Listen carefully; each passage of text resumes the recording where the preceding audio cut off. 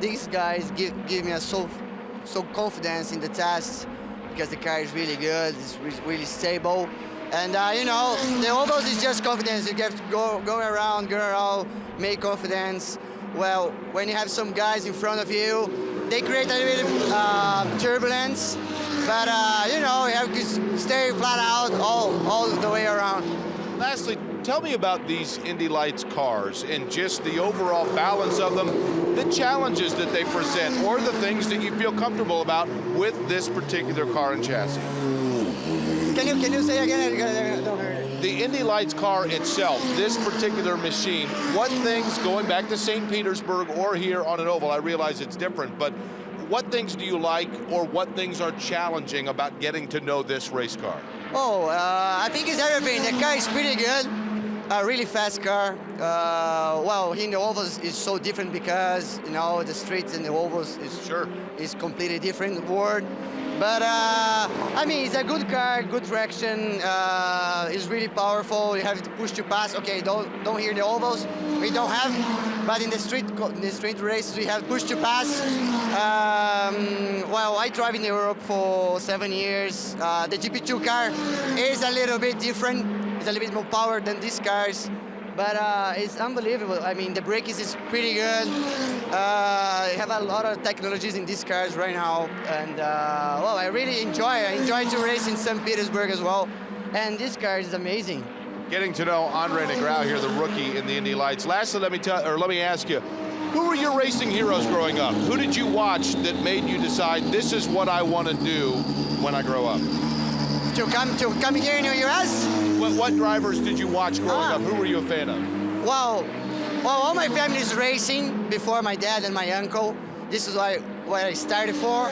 But well, my whole life I raced Schumacher, Ayrton Senna, and these guys make you to okay. I want to do this, and I want to go to Formula One. But then when you come to Europe, you realize it's so difficult to go to Formula One, and today is really difficult because you have to take so much money to go to Formula One. It's not just results. Okay, if you have some results, you can go to Formula One, but today you have to bring money and you have to bring a lot. So this is why I changed for here. I mean, racing in the US is unbelievable, it's amazing. I just come from St. Petersburg, and you have a lot of people there. Is another world, I think. It's much better here. I'll let you get back to work here and trying to figure out this oval itself. We wish you the best of luck over the course of the weekend when you get back in the car. Thank you very much. All right, appreciate it. That's the rookie here in the Indy Lights presented by Cooper Tires, Andre Negrão, as he sits now, Nick, and watches, waits, and learns here at Phoenix International Raceway. Boy, great job down there, Jay Quay. That's an impressive interview with a young man that we're all starting to get to learn and know a little bit. Impressive stuff from Andre Negrão. Had a bit of an issue, as he detailed at the beginning of that interview, scraping the wall and damaging, looked like some suspension parts in the front wing. But, boy, kind of an eye-opening experience for a young man to come over here to America and certainly try to cut his teeth and find his way up the ladder system in hopes of becoming a Verizon IndyCar Series driver. So impressive young man, Andre Negrão, the rookie, driving for Schmidt-Peterson from Campinas, Brazil. Certainly going to be one to watch later today as he continues to get up to speed. Let's go back to pit lane and check in with the other guy, Rob Houghton. You know, Nick, you guys were talking about IndyCar and the big three. Well, if you're going to look at that here in Indy Lights, you'd have to put Carlin in that group. They were so strong last year, came out of the box with wins for Ed Jones, of course, at St. Petersburg, and then at the Long Beach Grand Prix. Well, they really have things dialed in here for the short ovals, do they not? Last year, of course, they capped the season, short oval season off with a big win for Max Chilton at Iowa Speedway, and now they're sitting first and second with their veteran drivers, both Felix Sorales and Ed Jones, of course, running last year in this series. Both drivers won last year. Felix won on the Milwaukee Mile, so he likes the ovals, even though he was with Bilardi last year. I actually just walked back. They came in, made a couple of minor changes to both the car of Sorales and Jones. But you look further down the order to their rookie driver, Neil Albarico, who's come all the way through the Mazda Road to Indy, ran USF 2000. He was a winner there. He was a winner in Pro Mazda. It's his first year here now in the Indy Lights program. And of course, his Indy Lights debut at St. Petersburg, he had a little trouble in the second race, got into an accident in the final lap, but he's just coming up to speed here now, guys. As I walked by Alberico's pit, they were actually laying down that rear wing to take a little bit of downforce out of the car to let him have a little more top speed. So let's see if that makes any changes for Alberico. He obviously is going to have some great data after this session. His teammates run first and second. Alberico just slowly coming up to speed. Mark, to Rob's point, I thought that's what last year is when I realized, boy, they got some smart guys over there at Carlin, because yes, they had the advantage of the fact that we had a brand new race car, so the slate was completely clean. But for those guys to take that race car and immediately find speed and be able to beat the teams like Andretti Autosport and Schmidt-Peterson, who had seen so many of these ovals for many years in the Indy Lights series, that's, I think, when we really know, boy, Carlin, they've got something here in Indy Lights. Well, part of that staff consisted of guys that have been around a while, as you suggest, and Rob has referenced that many times. But, that's where the team aspect that some of the novices may not be aware, quite frankly, comes into play. I remember a couple of years ago, it might have been, I think, Esteban Guerrieri at Long Beach. We had Pippa Mann as our driver analyst, and Pippa noticed just by looking at the monitor that it looked like the rear wing, they'd put negative rear wing in it to make it faster down that long straightaway. And, he referenced that. The first thing when we asked him, what made that car so fast, he said, I got to give the credit to the guys for making the call to put negative wing in it. And that's where those guys make their money, and that's why they are where they are. And again, that goes back to that trust factor between driver and engineer, but it's an orchestrated effort on both sides of the wall. And if you don't have that, best players in the world can't win without guidance in terms of coaching, and the best coaches in the world can't win without players. And that is where this sport is very similar to your more traditional stick and ball sports. All three Carlin racing machines have made their way back to pit lane. Felix Sorales and Ed Jones, in fact, just ducked onto pit lane to make some adjustments. They are at the top of the charts. Sorales at 166.769 miles per hour. Three drivers in the 166 mile per hour range. It's Sorales, Jones, and Stoneman. Then a slew of drivers right there at 165 miles per hour. That stretches from Kyle Kaiser all the way back to eighth quick Dalton Kellett. So 5 drivers there that have found 165 miles per hour, and then the rest of the field right there at 164 to 161 miles per hour. So Rob Howden, so far, as we've come to expect in the Indy Lights series, things very tight on the speed charts. Yeah, just doing a walk-up pit lane here and keying on that rear wing from all the teams, doing a back-to-back comparison. Ed Jones with the least wing angle of any of the drivers that I've been able to see so far up in the front 5 or 6 pit slots. His is way more down, of course, than his teammate and both Belardi cars. But interesting is that even with the adjustment to Alberico, he's still nowhere near where either Sorales or Jones is. So they're obviously just bringing Alberico up to speed slowly here, making sure he has enough grip to have the confidence in the race car here as he learns this racetrack. Talented young man, Neil Alberico, that spent the last couple of years in the Pro Mazda series, found his way on many podiums in championship contention.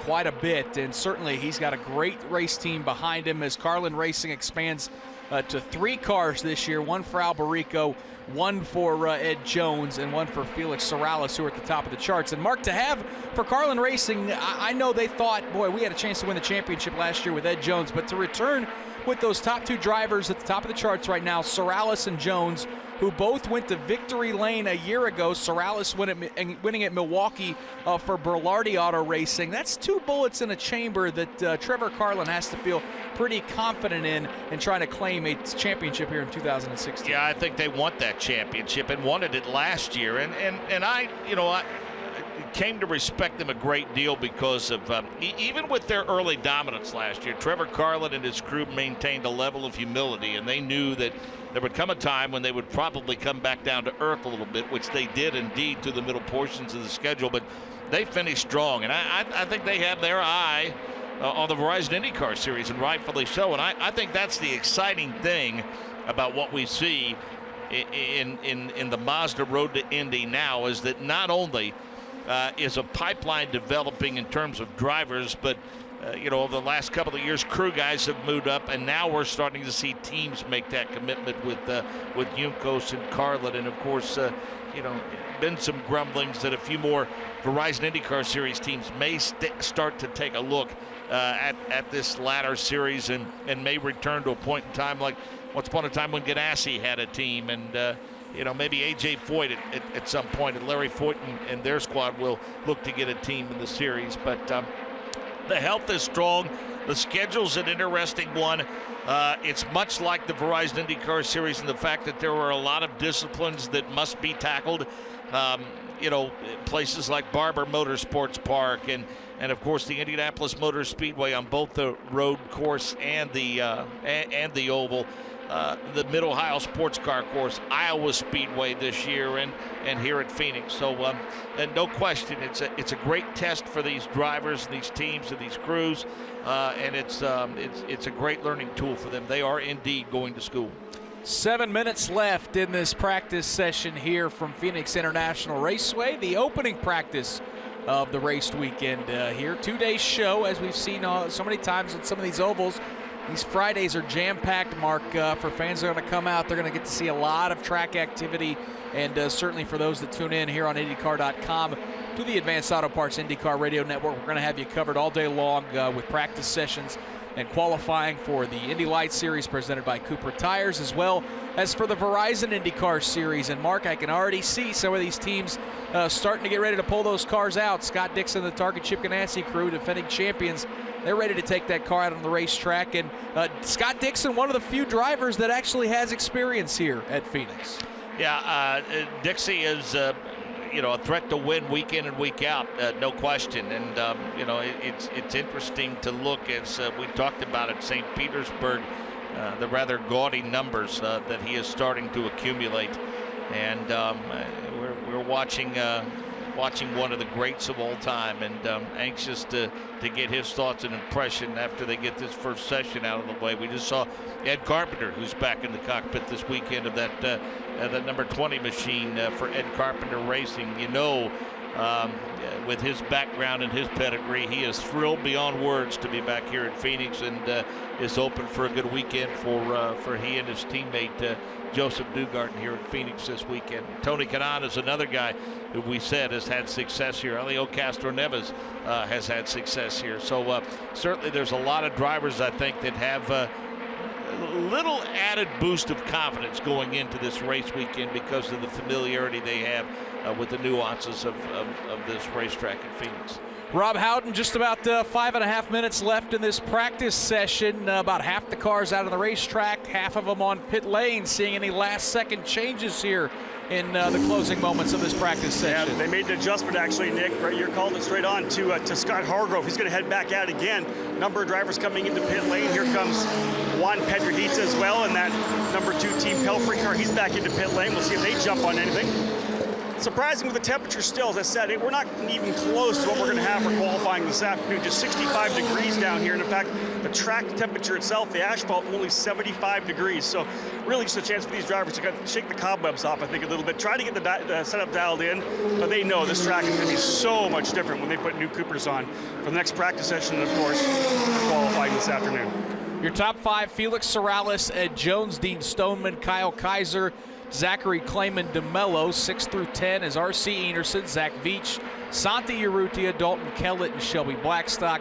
11 through 15 starts with Scott Hargrove, Neil Alberico, Felix Rosenquist, one of our winners 2 weeks ago in St. Pete, still trying to find some speed. He's 13th quick. Heeman Choi is 14th. Juan Pedrojita 15th, and Andre Negrão has turned just 11 laps. If you're just joining us now, he did tag the wall slightly and explained to Jake Query that they damaged some of the wing, some of the suspension. So his practice session ended early, but Rob Howden, you're down there with a driver who's currently 8th quick. Yeah, I got the driver of the Soul Red Mazda, the Juncos Racing number 55, or the Smith Peterson Motorsports number 55. Santi Urrutia, Pro Mazda champion last year, kind of getting things dialed in, getting comfortable. How were you this morning? How did the car feel out here in the morning session? Oh, very good. For sure, it's a big difference between Mazda and Indy Lights on the ovals, but we test here on pre-season, so I feel very good on the car. We was basically working on the racing, trying to get the car good for the race. And yeah, on the next run, we will try to make like a good car for qualifying. Because look here, it's very important in qualifying because it's very, very, very difficult to pass. Your wing angles I see kind of low actually right now. You have that rear wing nice and low with lower downforce. Is that something you're working on, trying to get the car as free as possible with less downforce? Yeah, because I was having a really good car, but too much. So, but yeah, we was trying different things, and now we stopped because we want to save the tires for the next run. Because if we use too much the tires right now, we will not have a good tire for the next run. But yeah, we are happy. We are happy. Well done. Thank you. 8th position to start off the day, folks, right in the middle of the field for the rookie driver who won the Pro Mazda Championship last year. And every time we've talked to him so far, he's always talked about the difference between the Pro Mazda and the Indy Lights, how big of a jump it is, because you're going from 280 horsepower to the 450 horsepower race car we have here in the Dallara IL-15. And Mark, he admitted they must have found that limit as far as how back he wanted that, or how far back he wanted that wing laid, because he said, yeah, too much. That's a driver that will mature and let his team know exactly where they can go. Santi Urrutia, as Rob mentioned, the defending Pro Mazda champion. He is 8th quick. Still Sorales, Jones, Stoneman, Kaiser, and Zachary Clayman DeMello, your top 5. All 5 of those cars have ventured on to pit lane and may be done for the session here as we tick down to just 2 minutes to go. R.C. Anderson has found some speed. He's 6th quick at 165.499. It's been a busy practice session. Zachary Clayman DeMello has turned the most laps at 66 total. Heeman Choi has turned 64. R.C. Anderson has turned 61. Kyle Kaiser has turned 60 laps respectively. So, Mark, we've seen this track been awfully busy throughout the course of this 45-minute practice session as the Indy Lights drivers wrap up here the first practice session of the day. One more 45-minute session comes your way at 4 o'clock Eastern time, and then they'll go qualifying at 7:30 Eastern before they go racing tomorrow. So, in all honesty, Nick, given a 4 o'clock local time for that practice session, is going to be very, very similar, we think, to race conditions, because they'll race at about 4:25 local time tomorrow. So I think they'll have a pretty good baseline once they get through that practice session today as to where their car is or isn't as they get ready to go racing tomorrow. And as Rob talked about, we still haven't seen the heat of the day here in Phoenix. You came here for many years before the IndyCar Series stopped coming to Phoenix. It's going to get awfully hot out here this week. But you know what? In terms of temperatures in the low to mid 80s, it's as comfortable as you will ever be at that speed, because the humidity is non-existent. For those of us not from here, the biggest adjustment comes after the sun goes down, because I'm telling you, it gets flat chilly here at night. It's interesting. We've been here at times in March before where temperatures were well into the 90s, and it was just incredibly comfortable. Nick, it really is, and you can see what the allure is for people. I mean, I would imagine those constant triple digits in the summertime would be a bit of adjustment, but this is a pretty good time of the year to be visiting Phoenix. Let's go back to pit lane and Rob Howden with the driver who's currently 2nd quick. Yeah, thanks, guys. Ed Jones out of the car here. Ed, really looking good here to start the weekend off, and that's key. You want to come out of the trailer strong. Give me your thoughts on the track right now at about 65 degrees and how the car feels. Yeah, I know it's great to start the weekend well. Puts us in a good position for going forward. Obviously, we've got to keep working to maintain that. But yeah, the track this morning obviously was quite cold. And as the day heats up, the track's going to change a lot. In addition to that, we have the Indy cars going out, which again changes the track massively. So I think, although we're quick now, I think we've got to be working all the time to maintain that, because every time we go out, we've got to adjust the car quite a bit, I think, throughout this weekend, as we found in the past, like at Iowa last year, Milwaukee. As soon as the Indy cars go out, it's a completely different track. So yeah, no, it's great. Yeah, I'm looking forward to getting out there, and it's a great track to drive. It's just going to be all about qualifying, I think. It's very hard to pass and get up to people, but yeah, I look forward to it. You mentioned the 2 short ovals that you ran last year, both Milwaukee and Iowa. Is there one that you think this one's more like? Yeah, this one's more like Iowa, definitely. So, you know, it's got a bit of banking. It's still not that banked, but yeah, it's more similar to Iowa than Milwaukee, I'd say. You got the 1 year in the books doing that. You feel way more comfortable this time coming into your first oval race of 2016? Yeah, definitely, 100%. And this last week I was driving some sprint cars, and that definitely, I feel like that helped quite a bit as well, you know. You think so? I saw that you did that, a wingless sprinter in California. Give us some thoughts on that. I loved it. You know, now I realize why all the guys from back in the day, like AJ Foyt and all those did all the dirt racing, because it's definitely translatable, you know. Is it all about seat feel, the feel you have of the car? Yeah, the feel and having the control and just controlling everything smoothly and being able to do it. I think it's beneficial for the oval. Obviously, there's big differences, but everything you can learn these days, because the margins are so small, every single thing you can learn is going to benefit you, and that's what I'm trying to do. Any chance we see Ed Jones in a USAC midget race or sprint car race down the line this year? I think we could do, yeah. Well done today. Thank you. P2, folks, in the opening practice session, Ed Jones, fresh off driving a wingless sprint car over in California, obviously did a fantastic job. Let's go over to Jake Query. R.C. Enerson is out of that number 7 Lucas Oil machine, and got to ask you, you know, when you go from a road or a street course obviously in St. Pete, and then come here, how different is the mindset of having to reacclimate to an oval when you're used to turning right? Yeah, I mean, road courses was always my foundation. I mean, that's what I grew up driving, and then ovals kind of got introduced, like really introduced in Indy Lights, going on the speedways and coming to these fast ovals, and it's definitely weird to get used to. It took me a while last year to get used to, but once I got the hang of it, I kind of caught on to it fairly well, and it's tough to go back and forth. It takes you a couple laps to get yourself back in the mindset of, wow, I really don't need to turn in that fast. I got a long corner. Car feel good today? Yeah, it feels good. We're working on race setups. You know, it's going to be a tough race. It's hard to pass here because of the high bankings, really short oval. So, I mean, we're looking forward to it. Good thing is you're not dizzy, right? No, not Getting dizzy. out of that oval, and you're not dizzy at all. You're an old vet. I bet after 90 laps on the other one, I'll be dizzy. All right, I appreciate it. Thank you. R.C. Enerson. Rob? You know, when you're looking at contenders for the race win here this weekend, you start having like a checklist. Has he won on an oval before? Check. Did he win? Is he coming off a win? Check. Felix Sorrells, you won at St. Petersburg. You won last year at the Milwaukee Mile. Now you're P1 after the opening session. Great way to start the weekend. Yeah, it's fantastic. Obviously, the team has a great car right now. We've done a lot of work over the winter, and obviously since we've been here last time, and I really like this oval as an oval to do a one single lap. You know, racing might be a little bit difficult, but all we have to do is just what we did right now and put it in P1. You obviously came up running the road courses all your life, but we talked earlier in the broadcast about the fact that the really good drivers can get it done wherever they go. They can make it happen on an oval. Do you feel like you've just kind of taken to these ovals? Obviously the win at Milwaukee last year and then looking good here. Yeah, I mean, I love the ovals. As soon as I tested at Homestead, you know, my first initial thought was I made a mistake coming to race in the U.S., but once I got comfortable, I noticed that I loved the fear of the ovals, you know, that moment of being scared that you're going to lose the car. I think that's what makes me love the ovals and go as fast as I can. Overall, we know the track's going to change. The IndyCar guys are coming out now. They're going to go out, put some rubber down, and it's going to get a lot hotter. Side by side, and you should see the celebration that is taking place in the Patrick Racing pit. An incredible celebration now as they run down toward victory lane. What a finish! Let's see what happens with the 68. He's going to climb the fence. He is out of the car, and Helio Castroneves climbs the fence in the front straight. IndyCar Radio on the IMS Radio Network. 1, 2, 1, 2.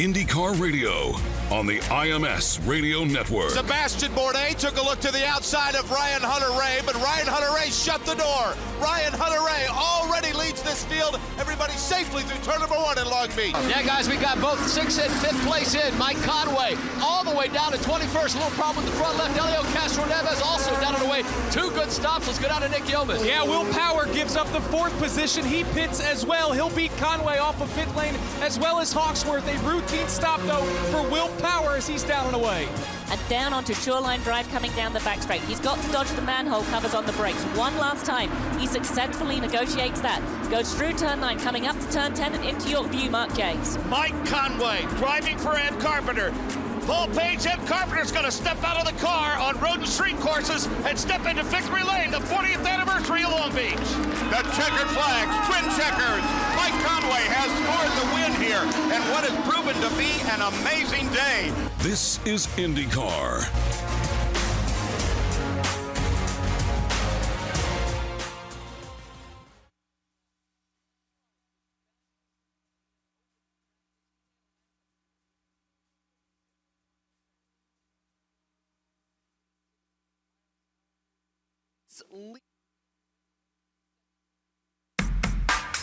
From the Phoenix International Raceway, it's time for the Indy Lights, presented by Cooper Tires, on the Advance Auto Parts IndyCar Radio Network.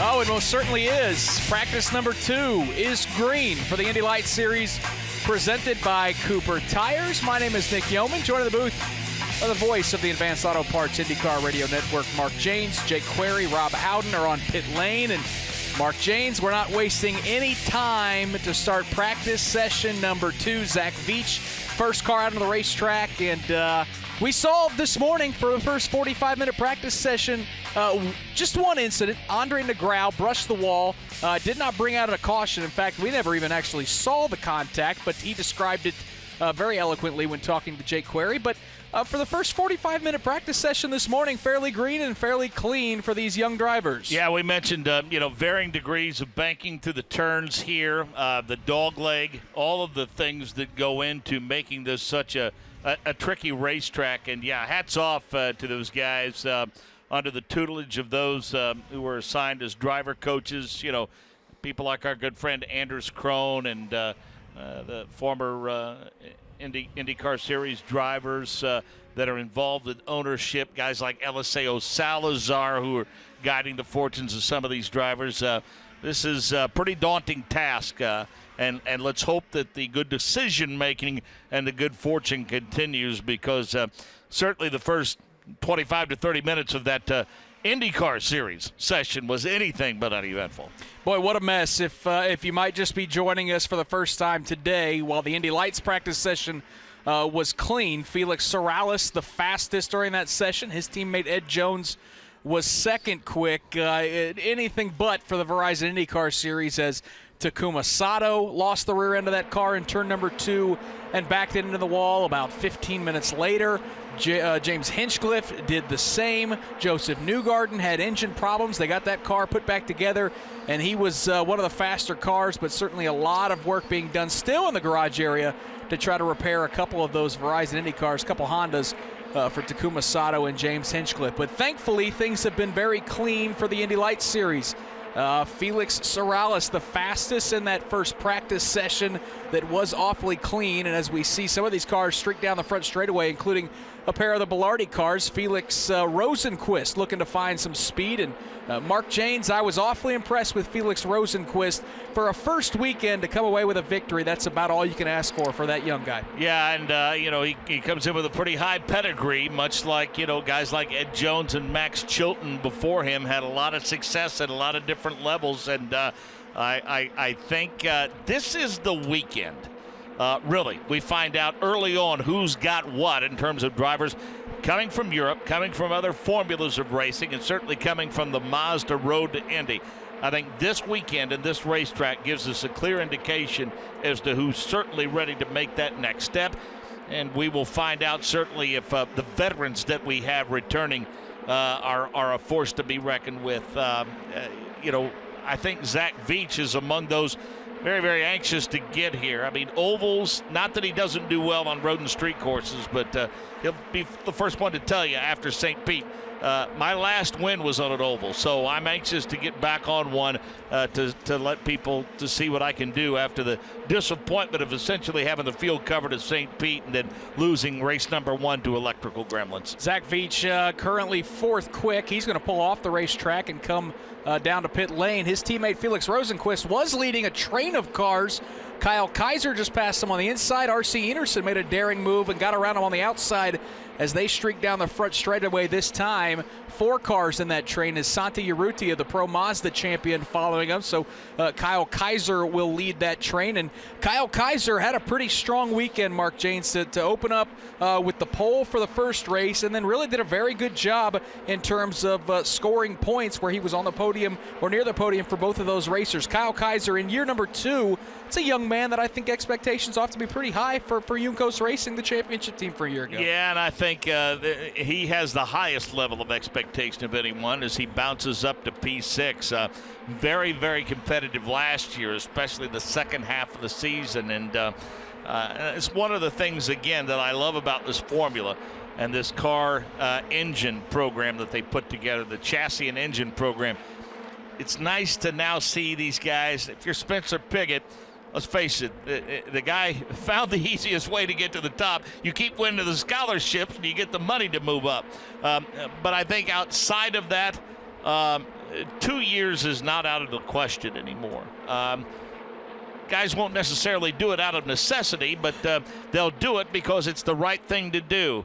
And almost on cue, Rob Howden joins us today from pit road with Spencer Pigot. Yeah, I got him right here, guys. He's with the Juncos Racing drivers. You know, Spencer, up in the booth, the guys are talking about what this Mazda Road to Indy can actually do for drivers. Obviously, the opportunities to be able to move up the ranks, you took full advantage of them, working from USF 2000 through starting in Skip Barber, and you found yourself just a couple weeks ago in St. Petersburg, your first Verizon IndyCar Series start. Talk about Mazda and the Road to Indy essentially providing you with the opportunity to live your dream.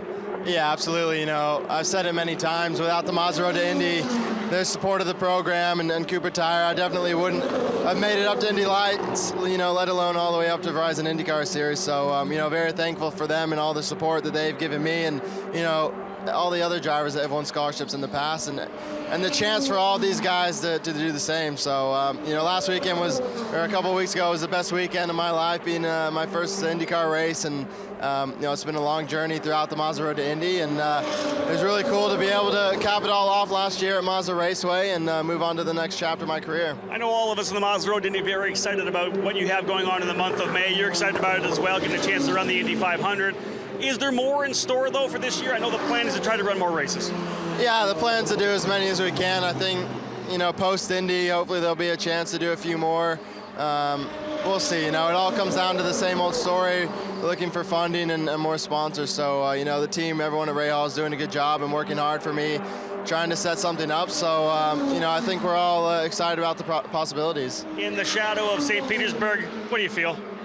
Being there that first time, that first race, dicing it up with Tony Kanaan out there. Yeah, it was crazy. I mean, you know, these guys have been watching ever since I can remember, and to be out there racing against them and, you know, being able to really fight a few of them was a lot of fun, and you know, I just want to do it again now. Hey, well done. Good. We'll talk to you in May. Thanks, Rob. There he is, folks. Spencer Pigot down here with his team, Juncos Racing, that he won last year and won that Indy Lights program that put him into the Indianapolis 500. Yeah, and what a great opportunity it's provided for Spencer Pigot. Thank you, Rob Howden. 14th a week ago at St. Petersburg. And Jake Query, I know you and I had a chance to talk to after watching Spencer Pigot throughout the course of the weekend, whether it be out in the corners or in the booth watching. I think we were both pretty impressed with just how talented this young man might be. I have always said, Nick, I've said it during our broadcasts on a number of occasions, that rookies to me in major racing are a lot like offensive linemen in the National Football League.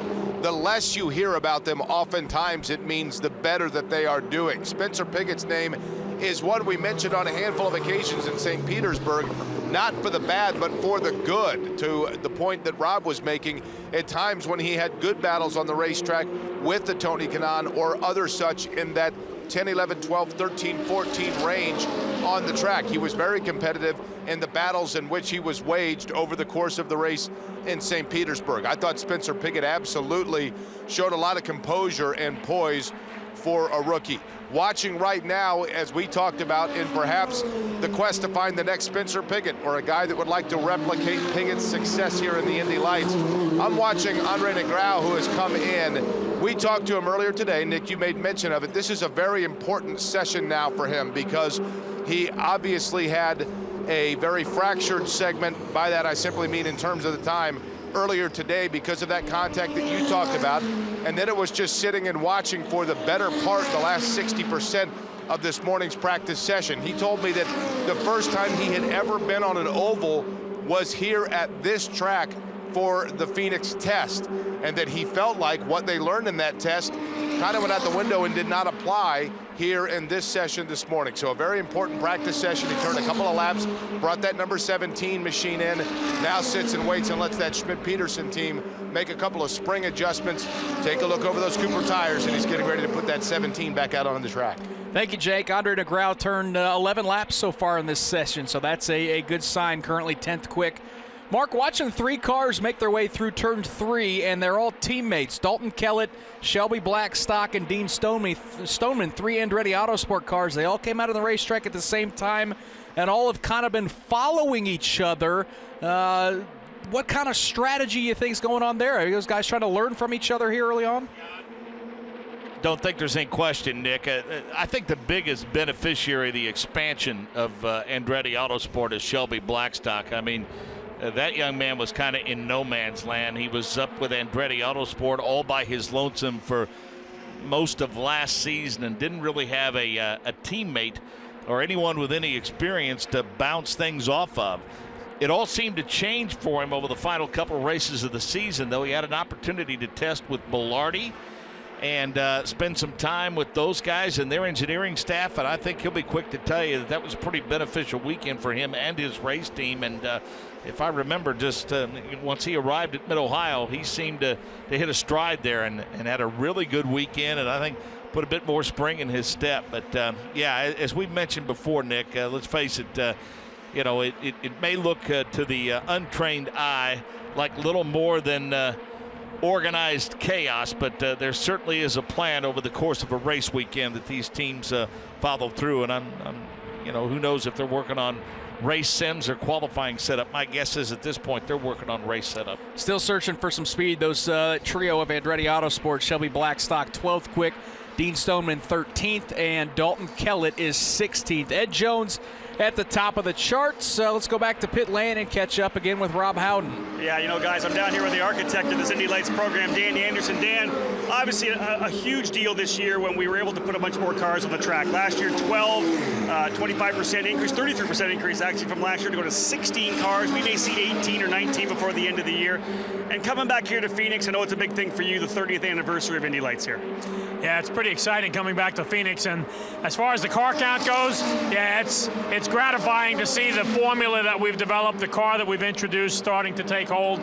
We want more. We hope to get to 20 sooner rather than later, but it's a good progress, good step forward. Phoenix is a special place. Did a lot of races here in USF 2000 in the 90s. I understand it's the 30th anniversary within a couple of days from now of the Indy Lights series making its debut as American racing back then. So it's pretty cool, it's pretty historic being here, and the car looks great on this track. Pretty cool this year to have a couple of international drivers too. It's obviously something we're trying to do is bring more international drivers over to get them into the Mazda Road Indy, get them thinking about the Verizon IndyCar series, and to have the European F3 champion Felix Rosenqvist here and Dean Stoneman coming from GP2. Those are the names we're trying to get into this program. Yeah, I think the message that we've been selling in North America, the road to Indy actually works. If you're a career-minded driver and you're looking to make it to the top level of the sport, be it IndyCar or even sports car racing in North America, this ladder produces results. A lot of other series around the world, they're good training grounds, but they don't get you anywhere. But what we have is a good message starting to resonate. People in Europe and South America starting to see it. Dan, thanks for taking some time for us. Thank you very much, Rob. Dan Anderson, folks, from Anderson Promotions, the architect of the USF 2000 Pro Mazda and Indy Lights, the Mazda Road to Indy. Tell you what, Mark, you've been covering the Indy Lights and doing these races for a long time, and I mean, admittedly, over the last 2 or 3 years, we had to apologize a lot for the fact that, yeah, there's just 8 to 10 cars. We know it's not what you'd want it to be, but certainly Dan Anderson has made good on a lot of those promises, and to see this series grow, to get to 16 cars, and as he talked to Rob there, closing it on maybe 20 by at some point of the year, is just such a sign of health for the Indy Lights Series. I'm happy with 16. 20 would put you over the moon. But a couple of years ago at Long Beach, I think we finished the race with 4 cars. Yeah. 7 of the 11 that started wadded up in the first 10 laps of the race, and it was a struggle. Not to mention the fact, give a lot of credit to the engineers of the race teams that were part of this series for so very, very long, for doing what they did with a car that was never designed to A, be around as long as it was, and B, go road and street course racing. That was an oval car, period. That thing was around forever and a day. And this is a great setup in terms of the Mazda Road to Indy. It makes sense in terms of how closely associated it is with the technology that the drivers will face once they make that next step. And I will say this: when the announcement came that said that it was the Indy Lights Series was going to go under the control of Dan Anderson, it was one of the most universally applauded decisions we've seen in anything associated with this sport in this aspect of it in many years. But make no mistake about it, I think the IndyCar Series, to their credit, kept that thing running for a long time. Once they developed that road to Indy and made the connection, especially between USF 2000, Mazda, and the Indy Lights. That first step was taken. That was huge. And then it's just it's continued to grow, and now it looks as alive and as prosperous as it has been in quite some time. Well, and it's paying off not just from some of the drivers that we're seeing move up, but some of the crew members get a chance to cut their teeth working on these race cars, whether it be in the Indy Lights Series, whether it be in Pro Mazda, USF 2000. And furthermore, Mark, I think we're going to see over the next 5 years that it's going to breed new ownership, new teams in the Verizon IndyCar Series. I mean, it certainly appears Trevor Carlin, Juncos, the Pelfrey organizations, they've all got their eye on the prize eventually. Things happen over the course of the last, 15, 16 years or so, and at the time, they were somewhat noteworthy, but we didn't realize at the time just how noteworthy they were. First, I think, was Chip Ganassi winning the Indy 500 with Juan Montoya when he was running in kart. I think that was the first time when teams in kart at the time really started to say, and their sponsors, hey, look, we need to get back there. Of course, that win, I think, piqued the interest and the desire of Roger Penske to get back there. I remember when he brought Elio and Gilles here to Phoenix because they had an off weekend and they ran here prior to the month of May, and then Elio goes back-to-back, and then we saw what happened after that. But in terms of folks from Formula One in Europe, maybe South America, getting an idea of just the climate alone that exists here and how different it is. I remember Rubens Barrichello, the year that he spent in the IndyCar Series, saying when he went to Sebring for the test, he was absolutely dumbfounded that he walked into a restaurant in Sebring and saw several drivers from several different teams sitting together having dinner. He couldn't get over the interaction between the drivers in the paddock and how friendly everyone was and how inviting it was. And yeah, I think it has to make financial sense, but I think the overall climate and atmosphere, I think, is as responsible for drivers like Ed Jones and Alex Rossi and guys like, of course, those guys need rides, let's face it. Yeah. They're going to go where the opportunities are. But I think they're starting to see that the opportunities certainly exist here when they may not in other forms of motorsports. Yeah, when Jake talked with Andre Negrão, one of the rookie drivers from Brazil during the first practice session, he said flat out, of course, the goal, and like it has been for so many drivers in South America or in Europe, is to head towards Formula One. But once you get into that ladder system and you see what it takes and the financial barriers that stand in your way of getting to Formula One, you start looking around and you see what's here to offer in America, and it's very enticing. And Rob Howden, I think it's why we've seen such an influx and a growth not only in the Verizon IndyCar Series, but right here in the Indy Lights Series presented by Cooper Tires. Nick, I think in the opportunity to see these guys that have gone to the Verizon IndyCar Series from this program, that's what they don't get when they're in Europe. They're toiling away, winning GP2 races, and the opportunity to go to F1 just simply isn't there. A lot of action down here here right now, guys. You can watch it on live timing as well. The number 18 of Kyle Kaiser, P2, when he brought the car into pit lane here right now. Kaiser putting on a fresh set of Cooper tires, so I expect it'll be a qualifying simulation run here right now for Kyle Kaiser. We know we're going to see some race sims as well, but right now, so important for these drivers. Qualifying could be the key to finishing the top 5 or finishing outside the top 10. Mark, Ed Jones just about gave me a heart attack here in the booth. He had that car about as sideways. Thank God he was on some dirt recently. I mean, it's just incredible. He stopped right towards turn number 1. As you mentioned, he spent a couple days, or at least a day earlier this week, in a non-wing sprint car, and he had that car absolutely sideways coming off of turn 4. He fires that car back up and continues. But Jake Query, that was one of the biggest saves I think I've seen in a long time. And I'll tell you what, Nick, not only did it get you, it got whoever it is that decides whether or not the track goes yellow or not, because they threw out that caution. He hugged it down towards the inside. I thought he was going to come to a stop near me. I'm down here towards the exit of pit road, which of course is kind of between just at the exit of turn number 1 on the track, but he managed to keep it going. I've been watching as well this pit stall here of Felix Sorales. What a weekend, of course, for him in St. Petersburg, Florida to start the Indy Lights season. He brings in that number 4 machine for Carlin Racing. What a fabulous opportunity for the young man from Puerto Rico. Keep in mind, before St. Petersburg, he had 1 win a year ago in his maiden voyage with Indy Lights, and that, Nick, came at Milwaukee, of course, short oval. So perhaps this track is to the liking for that young man in car number 4. SS tire and a good-looking blue machine for Carlin Racing. Felix Sorales, one of the guys that I realize, Nick, that it's early in the season, but certainly one of them we've got to keep our eye on as a real contender, one would think, for the points championship here, at least at the outset of this season, when you combine his experience,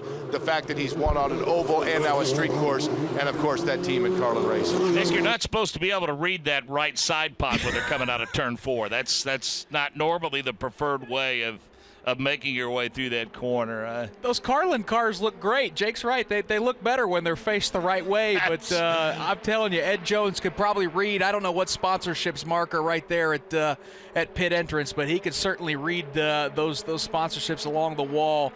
I don't know if Cooper Tire makes a big right rear sprint car tire, but if they do, I think Ed Jones might want one, because that was impressive. Yeah, Rob Howden, if you're looking to test the load that sidewall can bear of a Cooper Tire, I think Ed Jones just tested it, and how. Yeah, caught us off guard down here. All we saw was someone coming down the bottom of the racetrack into turn number 1. Jake and I, of course, all the way down here at the far end of pit lane. I'm standing here right now with the number 18 of Kyle Kaiser. As we said, he went out on a qualifying simulation. He was able to go to P1 on the charts, but again, not able to get all the laps he wanted before that yellow came out. They are going to make an adjustment right now. He's obviously very confident with the car, guys. They're going to push that rear wing back another couple of slots. So taking the downforce out of the number 18 for Kaiser, he's already P1. Mark, are you surprised when we look at the speed charts that the top 4 there are all guys that are in at least their second year? Kaiser, Jones, Sorales, all in their sophomore season. Zach Veach took a year off. This is technically his third year in Indy Lights, but the veterans showing some speed here as we come to a brand new racetrack. I think veterans, and I also think teams. I think guys have come in here with the right setup on the race car, and we talked about it earlier today in both the Verizon IndyCar series and if not more so in Indy Lights, because of the lack of experience that some of these guys have. I mean, they got to lay on those engineers quite a bit and got to trust them in terms of the setup. But yeah, I don't think it's it's a big surprise that those with the most experience seem to be finding the fast way around this racetrack. And I'm telling you, 164.838. That's flat haul in the mail around here for an Indy Lights car. Yeah, whether you're sideways or not for Ed Jones. Let's go ahead and do a rundown of the top 16, the 16 drivers that are here for Indy Lights. Kyle Kaiser at the top of the charts, 164.838. We saw speeds a little bit faster this morning when it was cooler. Obviously, the track temperature goes up. It's going to be a little slick for these drivers. Kaiser, though, at the top of the charts. Ed Jones currently second. Felix Sorales is third. Zach Veach is fourth. Neil Albarico fifth. Santi Urrutia is sixth. Those 6 are all faster than 163 miles per hour. R.C. Enerson currently 7th. His teammate for the weekend, Heeman Choi in the Schmidt-Peterson number 77. He is 8th quick. Andre Negrao 9th. Zachary Clayman DeMello is 10th. Juan Pedro Hita is 11th quick. Dean Stoneman is 12th. Shelby Blackstock 13th. Dalton Kellett 14th.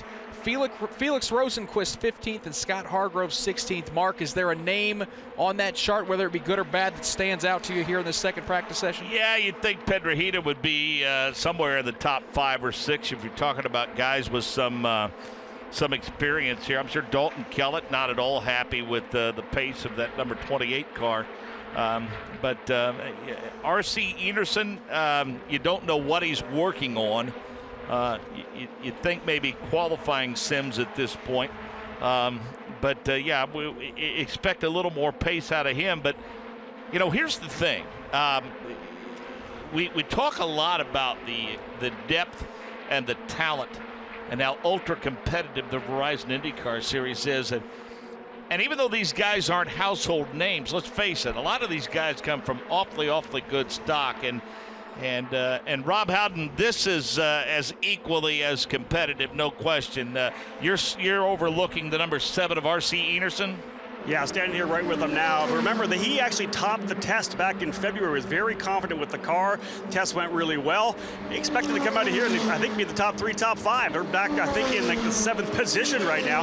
They're getting ready to go on a new tire run. They got brand new sticker Coopers on the car. They put the rear wing back a little bit, and they also made an adjustment to the front shocks as well. They had the cowling off and made some adjustments. So Enerson's still chasing the setup here right now. But again, we talked about it earlier. The track keeps changing every time these guys roll out here. They just came after the IndyCar guys that were out there, laid a lot of rubber down, and as Juan Pablo Montoya said in a press conference right before we started, this track takes rubber very quickly and very aggressively, so the grip levels are already quite a bit more than we had in our cool morning session. An awful fast race car just pulled off at turn number 4 onto pit lane. That is Kyle Kaiser. He's been P1 for a majority of this session, but just seconds ago bettered that fast lap. He's gone to 165.026 miles per hour, and he's turned quite a few laps. 36 laps so far. So Kaiser pacing the field.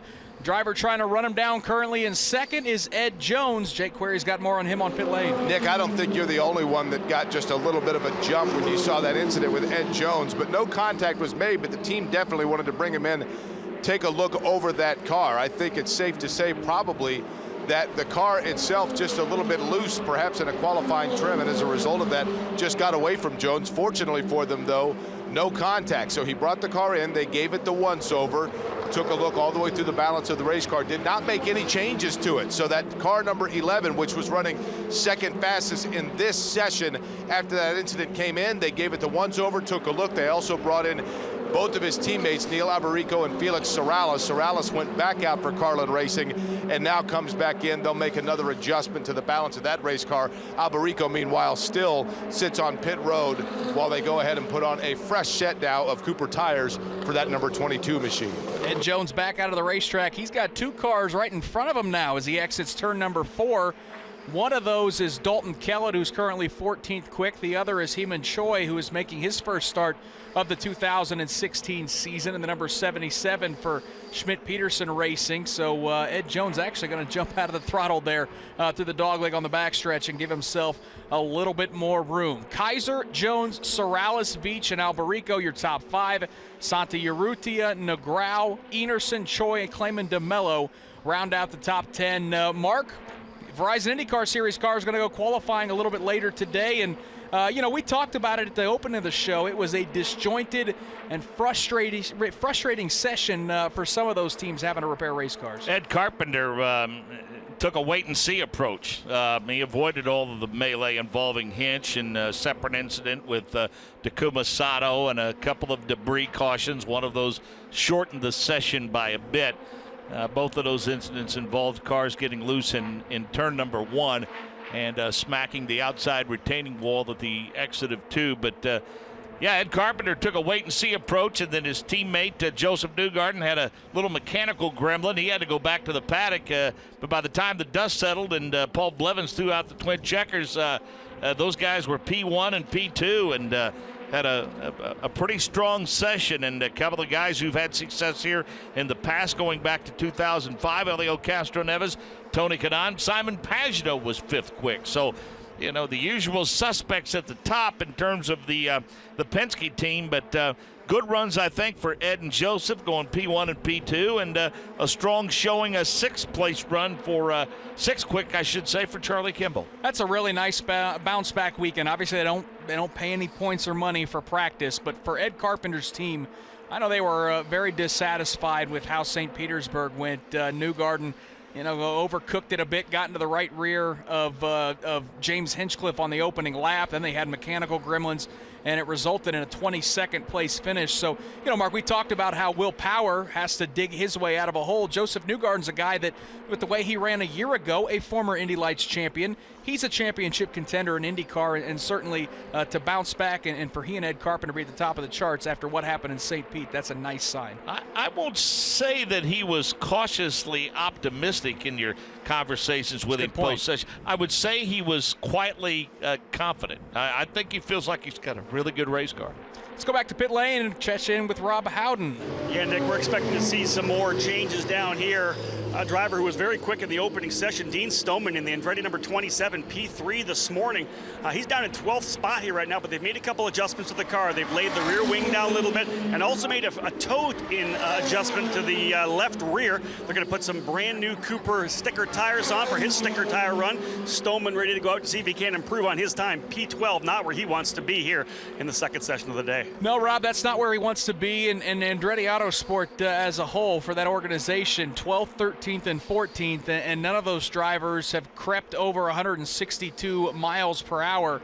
That's a good 3 miles per hour off the pace compared to what Kyle Kaiser's been picking up and laying down. And Mark, it's hard to tell what drivers are working on. Stoneman might have worked on more of a qualifying setup this morning where that speed was, and maybe they've dialed it back a little bit for the race. But certainly that's a young man, and that's a team for Andretti Autosport. Just one car a year ago, their recommitment to the Indy Lights Series to have 3 cars this year, another nice sign. And certainly Michael Andretti's a guy that loves to find those young drivers. Carlos Munoz, a driver that's running for him right now, that eventually can move up to IndyCar. Kid named Karam, kid named Veach, and on and on and on. The matriarch. There's no question. And let's face it. I mean, they were instrumental in the development of Marco Andretti, and that's just something. As we have caution on the course right now, we've got a car against the outside retaining wall in turn 4. It's one of the Bilardi cars? Is that? It appears to be, and it is. It's Zach Veach. Veach has nosed the car into the outside retaining wall. Homatro safety crew pulling up there as we speak. The front wing of that car has been torn away. Hard to tell, Mark, because I don't see much of an imprint against the wall there. There is some banners for some advertisement there against that wall, but Veach is going to hop out of that race machine as he has parked it into the turn 4 wall. We'll wait until we get to see a replay. Kyle Kaiser moments ago, as we've said, he's been at the top of the charts. He just went faster again to 165.546 miles per hour. So it's Kaiser, Jones, Zachary Clayman. DeMello has found some speed. He's moved up to 3rd. Neil Alberico is 4th. Felix Sorales is 5th. And Zach Veach, before this incident, I guess he is still technically 6th quick. But out of that race car, takes the helmet off. And Mark, knowing Zach like we know, that's got to be a very frustrating feeling so far this weekend. Has not been what he's been looking for. Yeah, not especially the way he had been running. I mean, he's been consistently in the top 5 or 6, and it doesn't look like I don't know that this will be necessarily a lengthy cleanup. I think they're doing some inspection because, Nick, it almost looks like the contact, we'll wait for a replay, occurred somewhere right in the middle between 3 and 4. They kind of rubbed the wall, banged it a couple of times to help scrub off the speed a little bit, but happy to report that he too was able to climb out of that badly damaged race car under his own power, make the walk to the safety car, and they are getting him back to the garage area for a look-see at medical, and hopefully we'll get the chance to talk to Zach and maybe be able to go a bit more in depth with Zach when he joins us a little bit later on. Again, Zach subbing for Davey Hamilton in the booth for us for the Verizon IndyCar Series this weekend, and we're happy to have him. He He sent me a text the other day. Said, "Well, I hope I talked to you a couple of times during the IndyCar shows and in Victory Lane during the Indy Lights shows." So.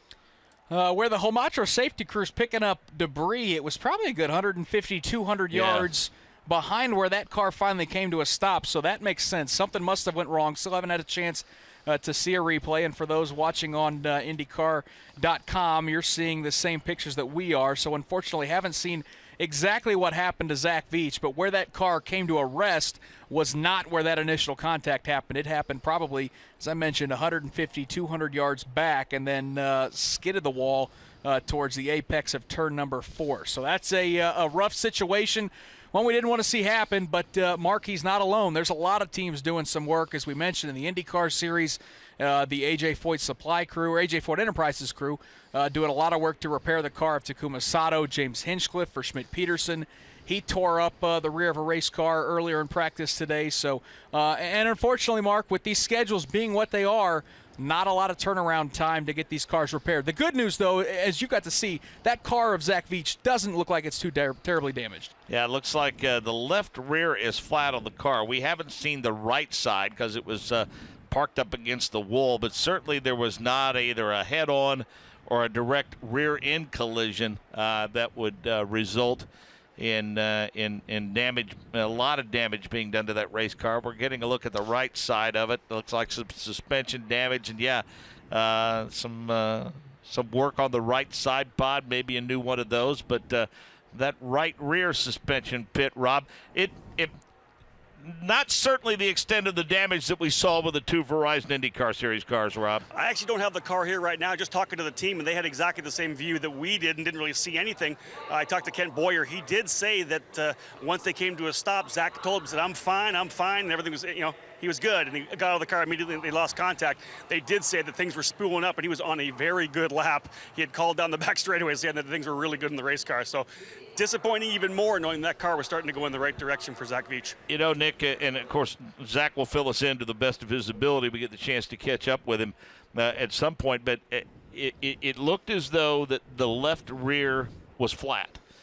And if the damage was done to the right side, it makes me wonder if maybe he didn't cut a tire, run it over a piece of debris or something, and that's what caused him to lose control of the race car. Yeah, and if the way that if the tire was just flat, it doesn't make you think that it cut and spun the car, but rather that just when he drove it into turn number 3, the grip wasn't couldn't there. Steer it. Yeah, and he couldn't steer. And a lot of times when those tires go flat, these cars are so aerosensitive and the way they're built, a lot of times, just the point of contact for those other 3 tires changes, and certainly it dramatically affects the way those race cars turn. So rough outing for Zach Veach. And the bad news is it is taking up quite a bit of time in this practice session as we're now down to just about 8 minutes to go. Kyle Kaiser has shown quite a bit of speed. He's been at the top of the charts for a majority of this session, has continued to get faster and faster for Juncos Racing, the defending championship team from a year ago. And his teammate Zachary Clayman DeMello, that young man showing some speed as well, currently third quick with both of those cars over 164 miles an hour. Kaiser's quick lap today, 165.5 miles per hour. And Rob, we all know about Kyle Kaiser in his sophomore season, but many of us still learning about Zachary Clayman DeMello, and hard not to be impressed with what he's done so far in this practice session. Yeah, Ricardo Junco's very high on the young Canadian driver. They had him obviously here at the test in February, but he was also here at the test in November, was very quick. I'm seeing the car of Veach go by me right now. Significant damage to the left front, the right front totally torn off the car, left front knotted up as well. There's going to be a lot of work for Veach. I don't see them getting him back out for qualifying. But back on Clayman DeMello, here's a young kid here who come through the karting ranks and has been very quick. Did a little bit of Formula Renault and F3 racing in Europe, but he was back here in November. And again, we wonder how quick he's going to be as a rookie. Well, Ricardo Juncos told me this morning that when they were here in November, it was just one driver for that team for Juncos Racing, just Clayman DeMello, but Carlin was here as well, and he was 0.2 quicker than all the Carlin drivers. So he's obviously they're very high on him right now. I think he's going to be one of the drivers that could surprise us, especially with Kaiser stepping up the way he is to lead that team this year. And Rob, the sponsorship behind Zachary Clayman DeMello, it's quite a bit of clothing lines, correct? It is. The family obviously in that industry back in Canada, so some family money supporting his program here. But yeah, 7 jeans on the side of that car, Adidas as well. He'll definitely be kitted out pretty solidly here in the paddock. And another one of those drivers that has extensive karting background, Zachary Clayman DeMello. So very impressive to see that young man get an opportunity to go into the Indy Lights series, and has done a great job so far in this practice session. So about 6 minutes to go in this practice session, and the car of Zach Veach has been removed from the racetrack. No Homacho safety crew personnel in turns 3 or 4, so all the debris has been cleaned up. So we should be, Jake, sounds like moments away from getting this practice session refired. Yeah, and wanted to certainly pass this along, too, even though I know that it was anticipated and insinuated. But Zach Veach, matter of fact, that incident, fortunately, he was not hurt to the point where he was already released from the medical center here by the time I even got over there. So that's the good news, is the fact that Zach Veach, as we saw when he got out of the race car, but officially I can say, released here from the medical center in the infield of the Phoenix International Raceway. Now the question simply becomes just how bad that damage is before qualifying. Yep, that's the repairs that are going to need to be done to that race car. As Rob Howden, he probably had the best view, pretty extensive to the front of that car. Mark Janes, put on your car owner hat for a minute. 5 minutes to go. You just saw a car in the wall. Qualifying's later this afternoon. What are you telling your drivers here with 5 minutes to go in this session? Well, I think it's what we talked about with the incident that happened with Takuma Sato, and also the incident with James Hinchcliffe. To be perfectly honest with you, that cannot enter into your decision-making process. It cannot enter into the psyche, if you will. You've got your job to do, and you don't know what was involved in that incident. Something may have been totally and completely out of Zach's hands. So I think they're sticking with their own plan and moving forward with that without giving even a second thought to what happened with Zach Veach. Rob, I'd play it safe here in the last 5 minutes, but that's why I'm not a race car driver. These teams, though, they're looking for a little speed here in the last 5 minutes. No, you guys are going to have a good time up there in the control tower right now, because we have a bunch of drivers rolling out here on fresh sticker Cooper tires. We got Hargrove ready to go out. Pedrohita went out. Rosenquist out with brand new tires. Clayman DeMello with new tires. Dean Stoneman went out as well, and Santi Urrutia all rolling on a fresh tire qualifying simulation here, guys. Let's have a look at live timing. This could be pretty interesting. Kyle Kaiser streaks across the start-finish line into turn number 1. He's been the fastest car so far. He puts it right along the outside retaining wall in turn number 2, streaks it down to the yellow line through the dog leg, sets up for turn number 3 as he tries to run down Dalton Kellett, who's about 8 to 10 car lengths behind him. Kaiser off of turn number 4 across the start-finish line, still at the top of the charts. 165.546 is that mark everyone has been looking to chase. But Mark, just about everybody out on the racetrack getting some work in here at the end of this practice session. Well, we speculated that part of the issue with James Hinchcliffe and Takuma Sato might have been that they ventured too close to that yellow line at the bottom of the racetrack. Well, basically race control instructed them throughout the course of this weekend that the yellow line was certainly in bounds if they wanted to get that low onto the racetrack. The issue comes with the white line that's just below that. That's on the flat part of the racetrack and really a different part of the banking, and that's what can upset the balance of the race car. So they have been warned, you can get to that yellow, but if any part of that left side touches the whites going around this racetrack, you could be in for quite a ride to the outside retaining wall. Dalton Kellett and Heeman Choi going to make their way down to pit lane. A lot of the drivers staying out. Dean Stoneman streaks across the start-finish line. He's found a little bit of speed. He's up to 5th quick. Just got bumped to 6th quick at 164.014. So it is Kaiser and then Zachary Clayman DeMello. So the Yuncos cars have gone 1-2. Then you've got the 3 Carlin machines, Jones, Alberico, and Sorales, who are 4th, 5th, and 6th now as they get bumped down as R.C. Enerson finds some speed. Enerson jumps up to 3rd quick. So it's Kaiser, Clayman DeMello, Enerson, Jones, Alberico, your top 5. And Mark, watching this timing scoring here in the last 2 minutes, it's like knockout qualifying for the IndyCar series on road and street courses. A lot of changing as these drivers have all put on fresh Cooper tires. And I think if you're happy with the car right now, you should be happy with your race day setup, because we're looking at this session wrapping up at about 6 p.m. Eastern. It started around 4:55, or check that. It started around 4 Eastern, we should say. And we're running this about what race conditions will be like for these cars and drivers tomorrow. Very, very similar in terms of the temperature, the amount of sun, certainly the amount of rubber on the racetrack. So if you're fast right now, chances are you should be pretty fast come race day. Final 90 seconds of this Indy Lights practice, the last practice session that they will have before they go qualifying later today at 7:30 Eastern. But first, Mark, we've got to qualify the Verizon IndyCar Series cars. That is coming up next at 5 o'clock Eastern, 2 o'clock local here in Phoenix, Arizona, where we're going to see the Verizon IndyCar Series stars test what they've got, the speeds that we've seen in the first session. It was pretty Chevrolet dominant, but going to be interesting to see how things shake out for qualifying.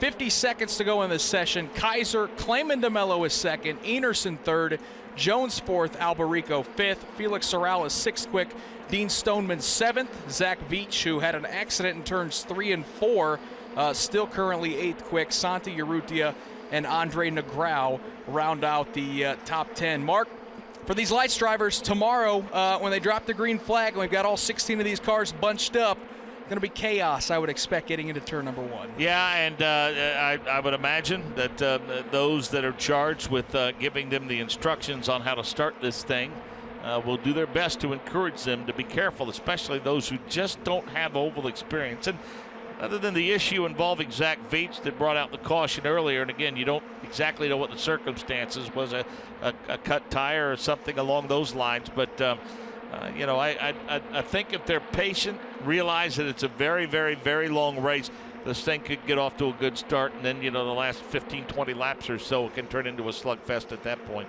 Checkered flag is in the air. That will end this second practice session for the Indy Lights Series presented by Cooper Tires.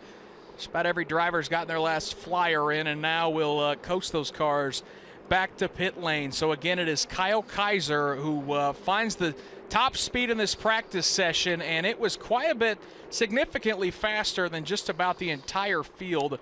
Nearly a mile per hour faster than his teammate Zachary Clayman DeMello, who was second, R.C. Enerson third, Ed Jones fourth, Neil Alberico fifth. But how about that young rookie for Juncos Racing? Second quick, Rob Howden. You're with Zachary Clayman DeMello. Zach, solid session for you, solid session for the team. P1, P2, you guys got to be thrilled. But give me your feelings of your first time here really at speed in Phoenix after a couple good tests. It's a lot different than what I'm used to being at the Oval, but obviously I think me and the team have managed to get it down, and we're looking good going into qualifying. Hopefully the track's good when I go on since I'm last, and I think that's going to benefit us, and I'll see what I could do, hopefully pull it. What about race pace itself, where the car's going to be in the race? This is kind of going to be the weather we're going to have tomorrow. Did you feel pretty good on a longer run here today?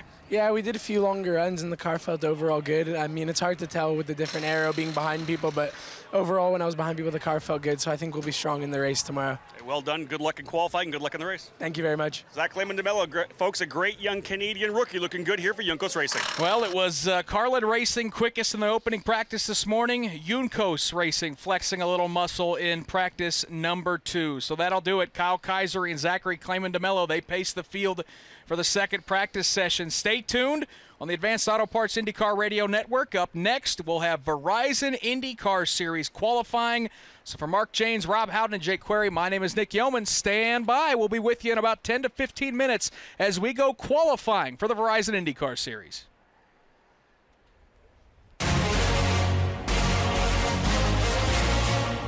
This is the Verizon IndyCar Series on the Advanced Auto Parts IndyCar Radio Network. AJ Foyt down the main straightaway.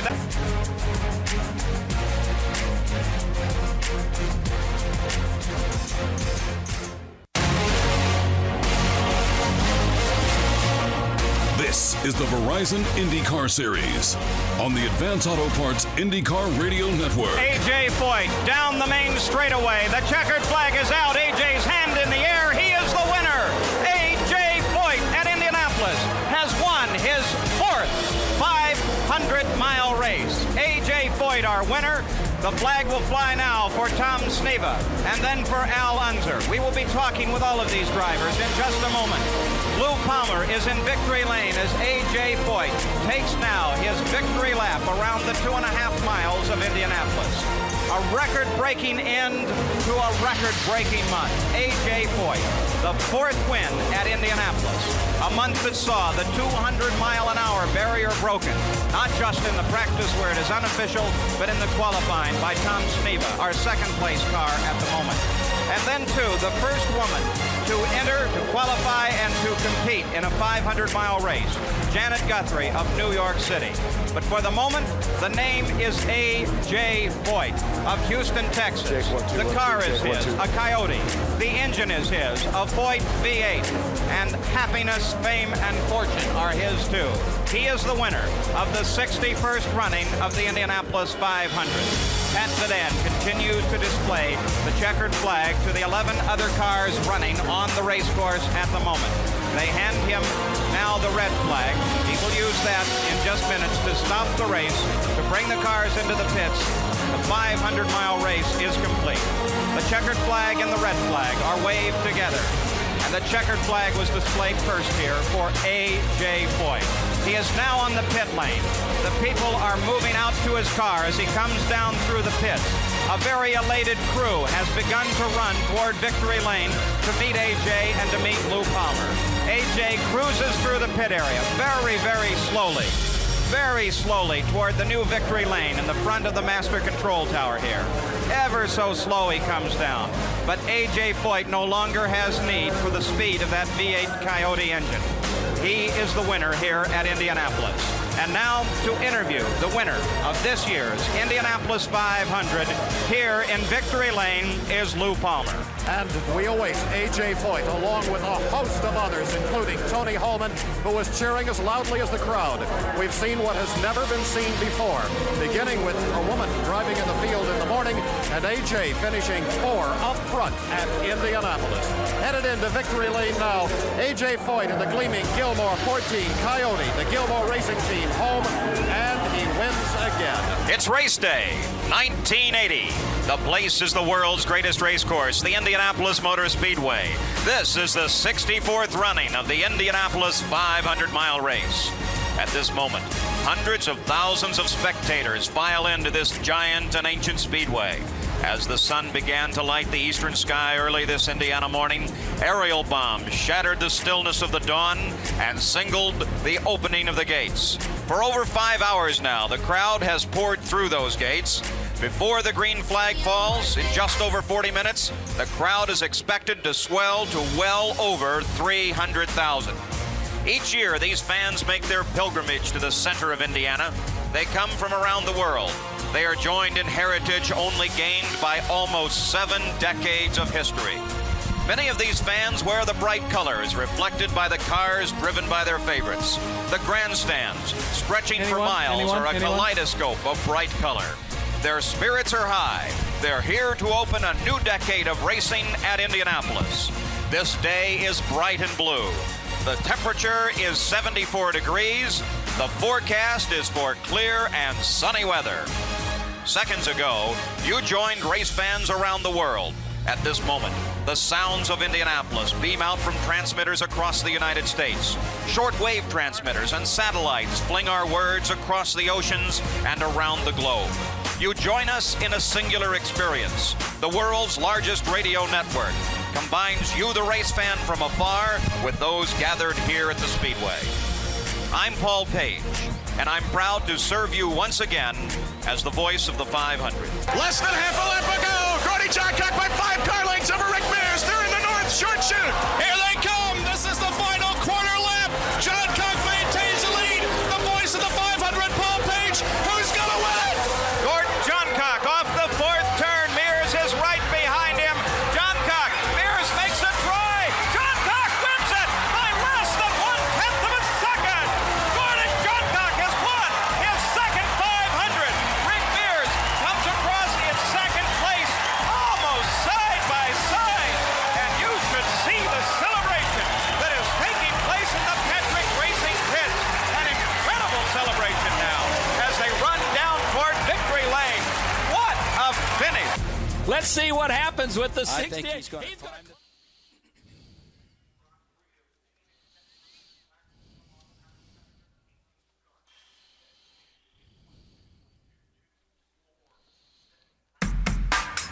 from the Phoenix International Raceway. It's time for the Indy Lights, presented by Cooper Tires, on the Advance Auto Parts IndyCar Radio Network. The temps have picked up here in the Valley of the Sun.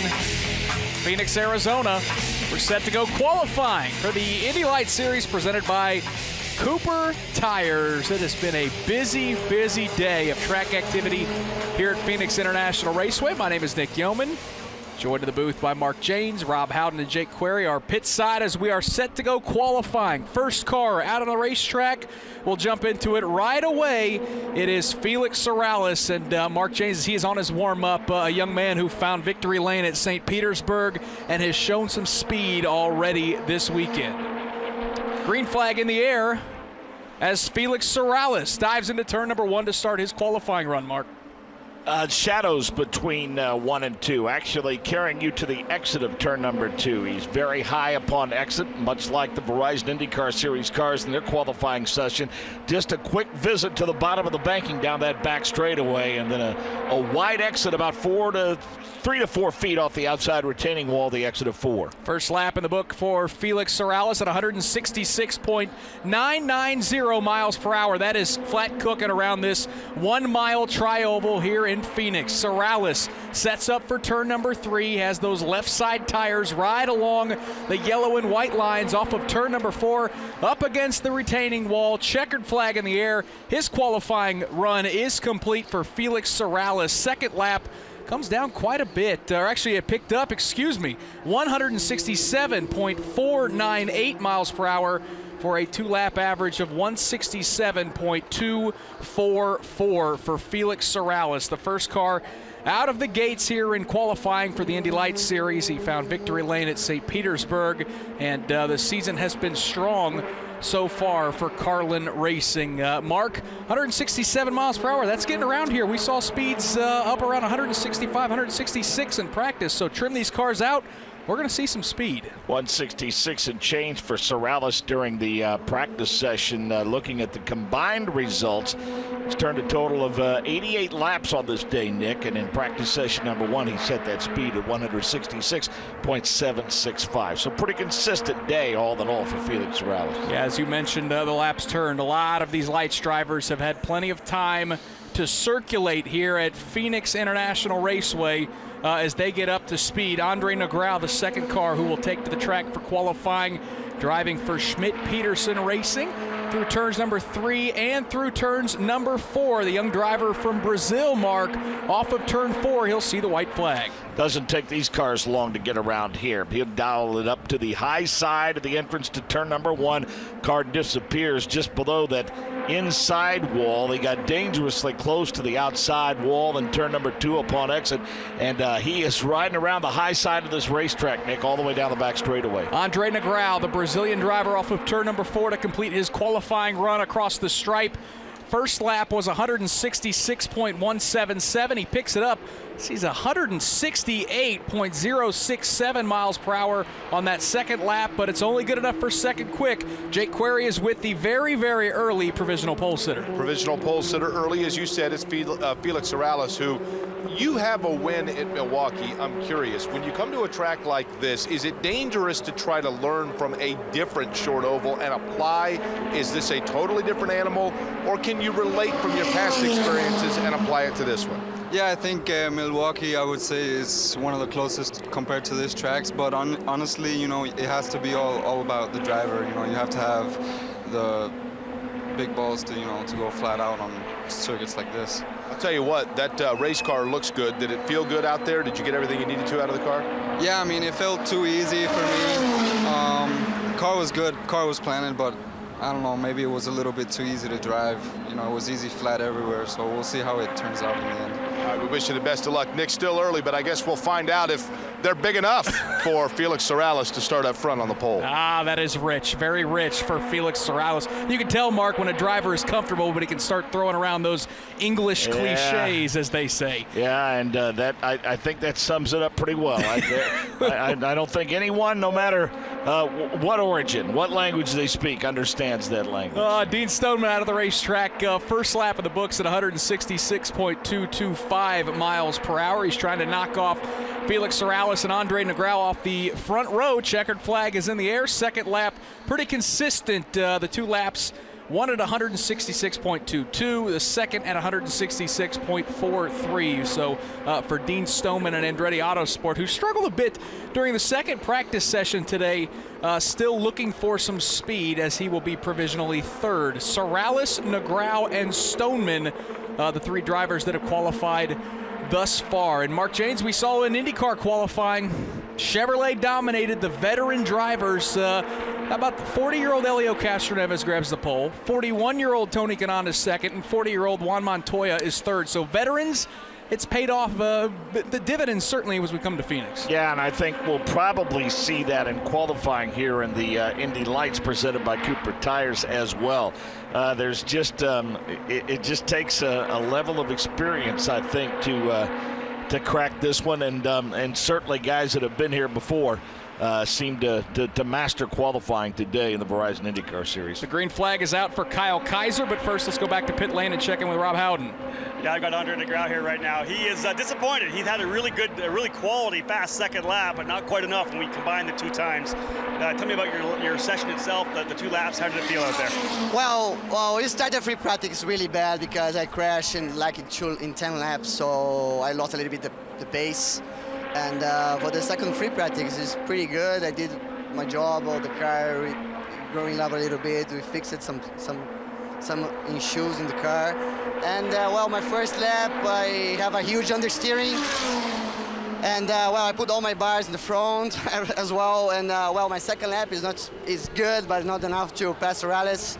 So, well, just looking forward for the race tomorrow and hope some points, and I'm looking forward for the podium as well. Well, second, a good place to start so far. We'll see how it shakes out after all the drivers come. All right, thank you. Folks. Andre Negrão, again, very pleased when he got out of the car, knew how good that second lap was, ran over to the timing and scoring and realized that it was an issue, and he saw that he didn't quite have it. P2 for Andre Negrão. Yeah, and unfortunately didn't stay second very long because Kyle Kaiser went out of the racetrack and put a pair of 167.8 miles per hour laps up on the board. So Kyle Kaiser, the driver for Juncos Racing, goes to the top of the charts. Back to pit lane and Jake Query. Dean Stoneman out of that 27 machine. You know, sometimes a guy gets out of a car and I think to myself, it's not necessarily a question of whether or not you were happy with the speed. It was a question of whether or not you were happy with the handling of the car sometimes. Did you feel like you got everything you could out of the 27?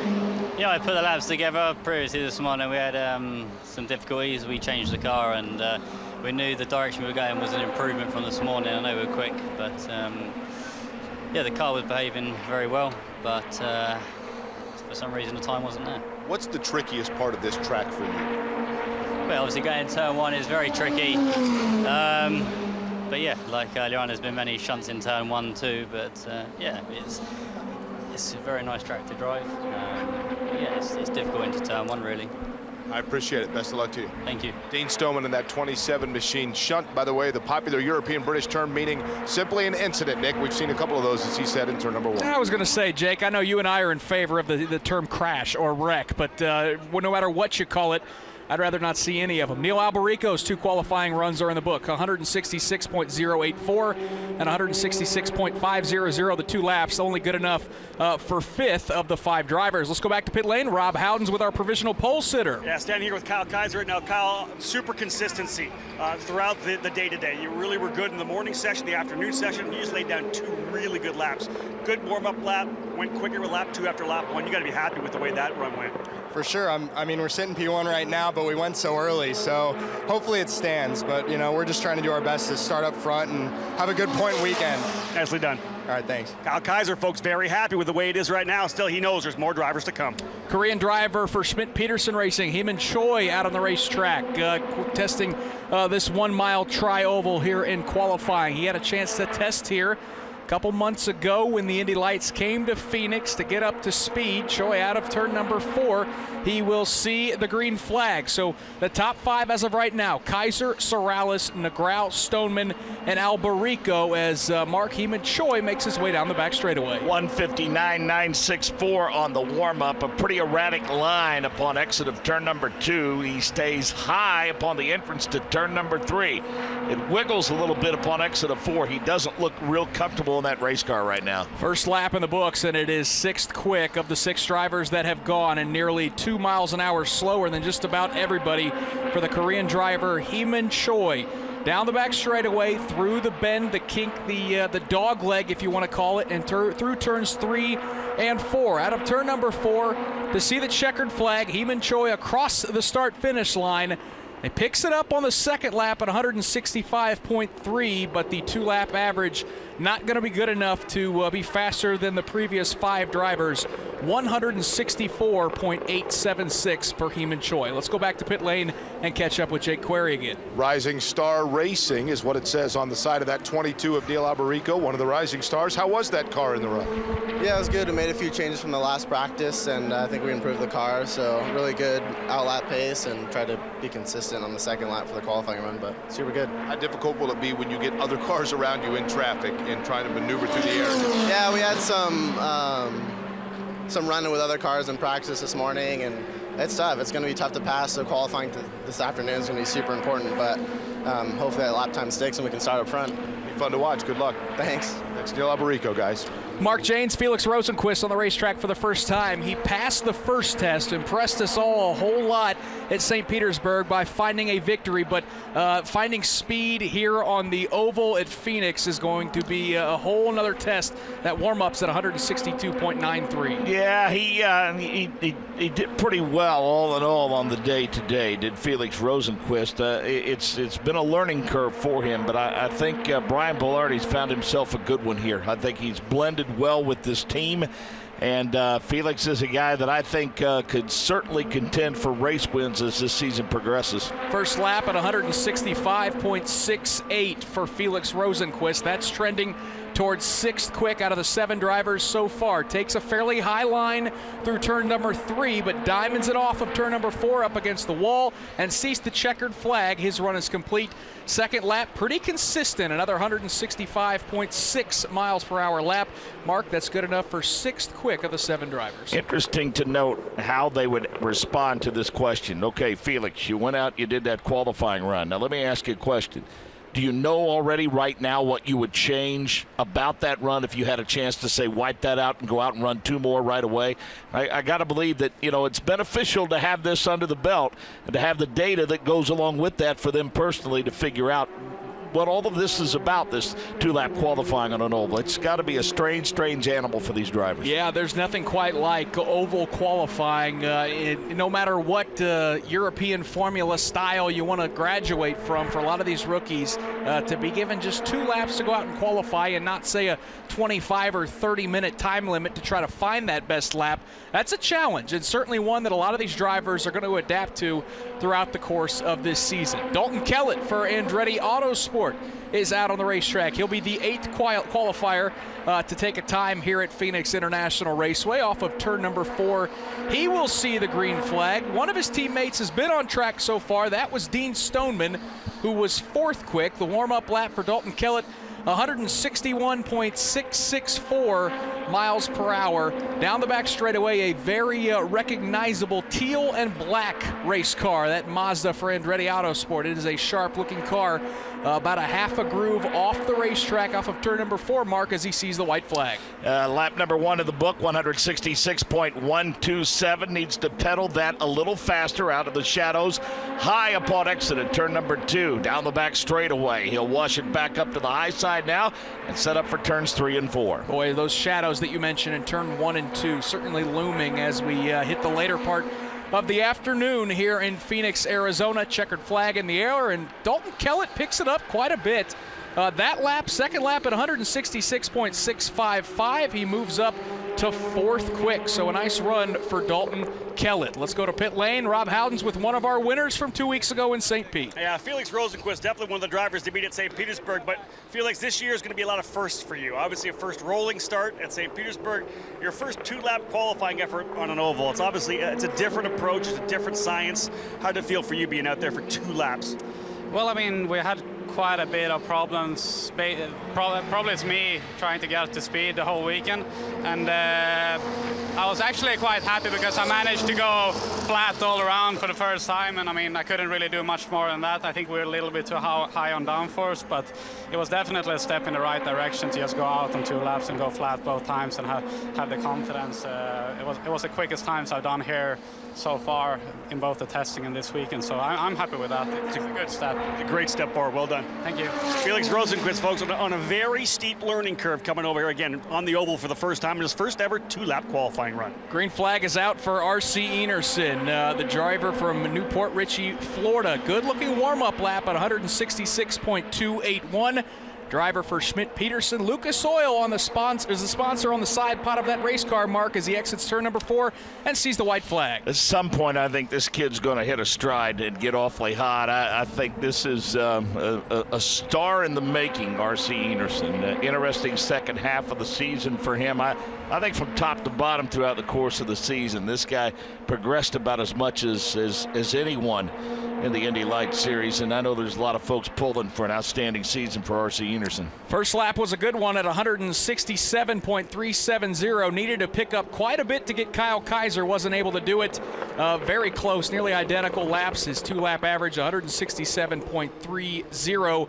R.C. Enerson goes to second on the charts. Jake Query. Dalton Kellett is out of his K-line machine, and you know, sometimes a guy will make a run and maybe at some point during the course of the run itself you anticipate it either being better or worse once the speed comes up than what it was. Did you feel like that was a pretty good run for you? You got everything out of it? Yeah, I felt it was pretty solid. I think maybe there was a little bit left in it, but you know, being my first time qualifying on an oval in the aisle 15, I think that's to be expected. And then, but no, I think the Andretti Autosport crew did a great job giving me a good car. So yeah, it was good. What was the biggest challenge for you in terms of just getting acclimated to this particular track? Well, it's a very high-speed track, so you know, there's that factor of it. I think another part too is that I think qualifying is going to be really important here. So really just focusing on getting a good qualifying car. Appreciate it. Best of luck to you. Dalton Kellett in that number 28 machine, guys. Right now, provisionally, he finds himself 5th. Yeah, and a good run for Dalton Kellett. Good run for another American driver, R.C. Enerson. As we mentioned, went to second quick. They're all still chasing Kyle Kaiser at the moment. Scott Hargrove for Team Pelfrey is on the racetrack, and that first lap, that warm-up lap mark, 161.6, going to have to find quite a bit here on his qualifying run. Didn't find much in that first lap, provisionally on the outside of row number 4, 165.796. Canary yellow, the car trimmed in black, makes its way down the back straightaway, really hugging that wall to the high side, makes a very late entrance into turn number 3, already setting up for the checkered flag. Checkered flag in the air for Scott Hargrove. Second lap, a little bit better at 167.90 miles per hour. Good enough for the outside of row number 4, 8th quick. So as his teammate Juan Pedrojita gets set to go out on the racetrack, let's run down the 10 drivers who have qualified thus far.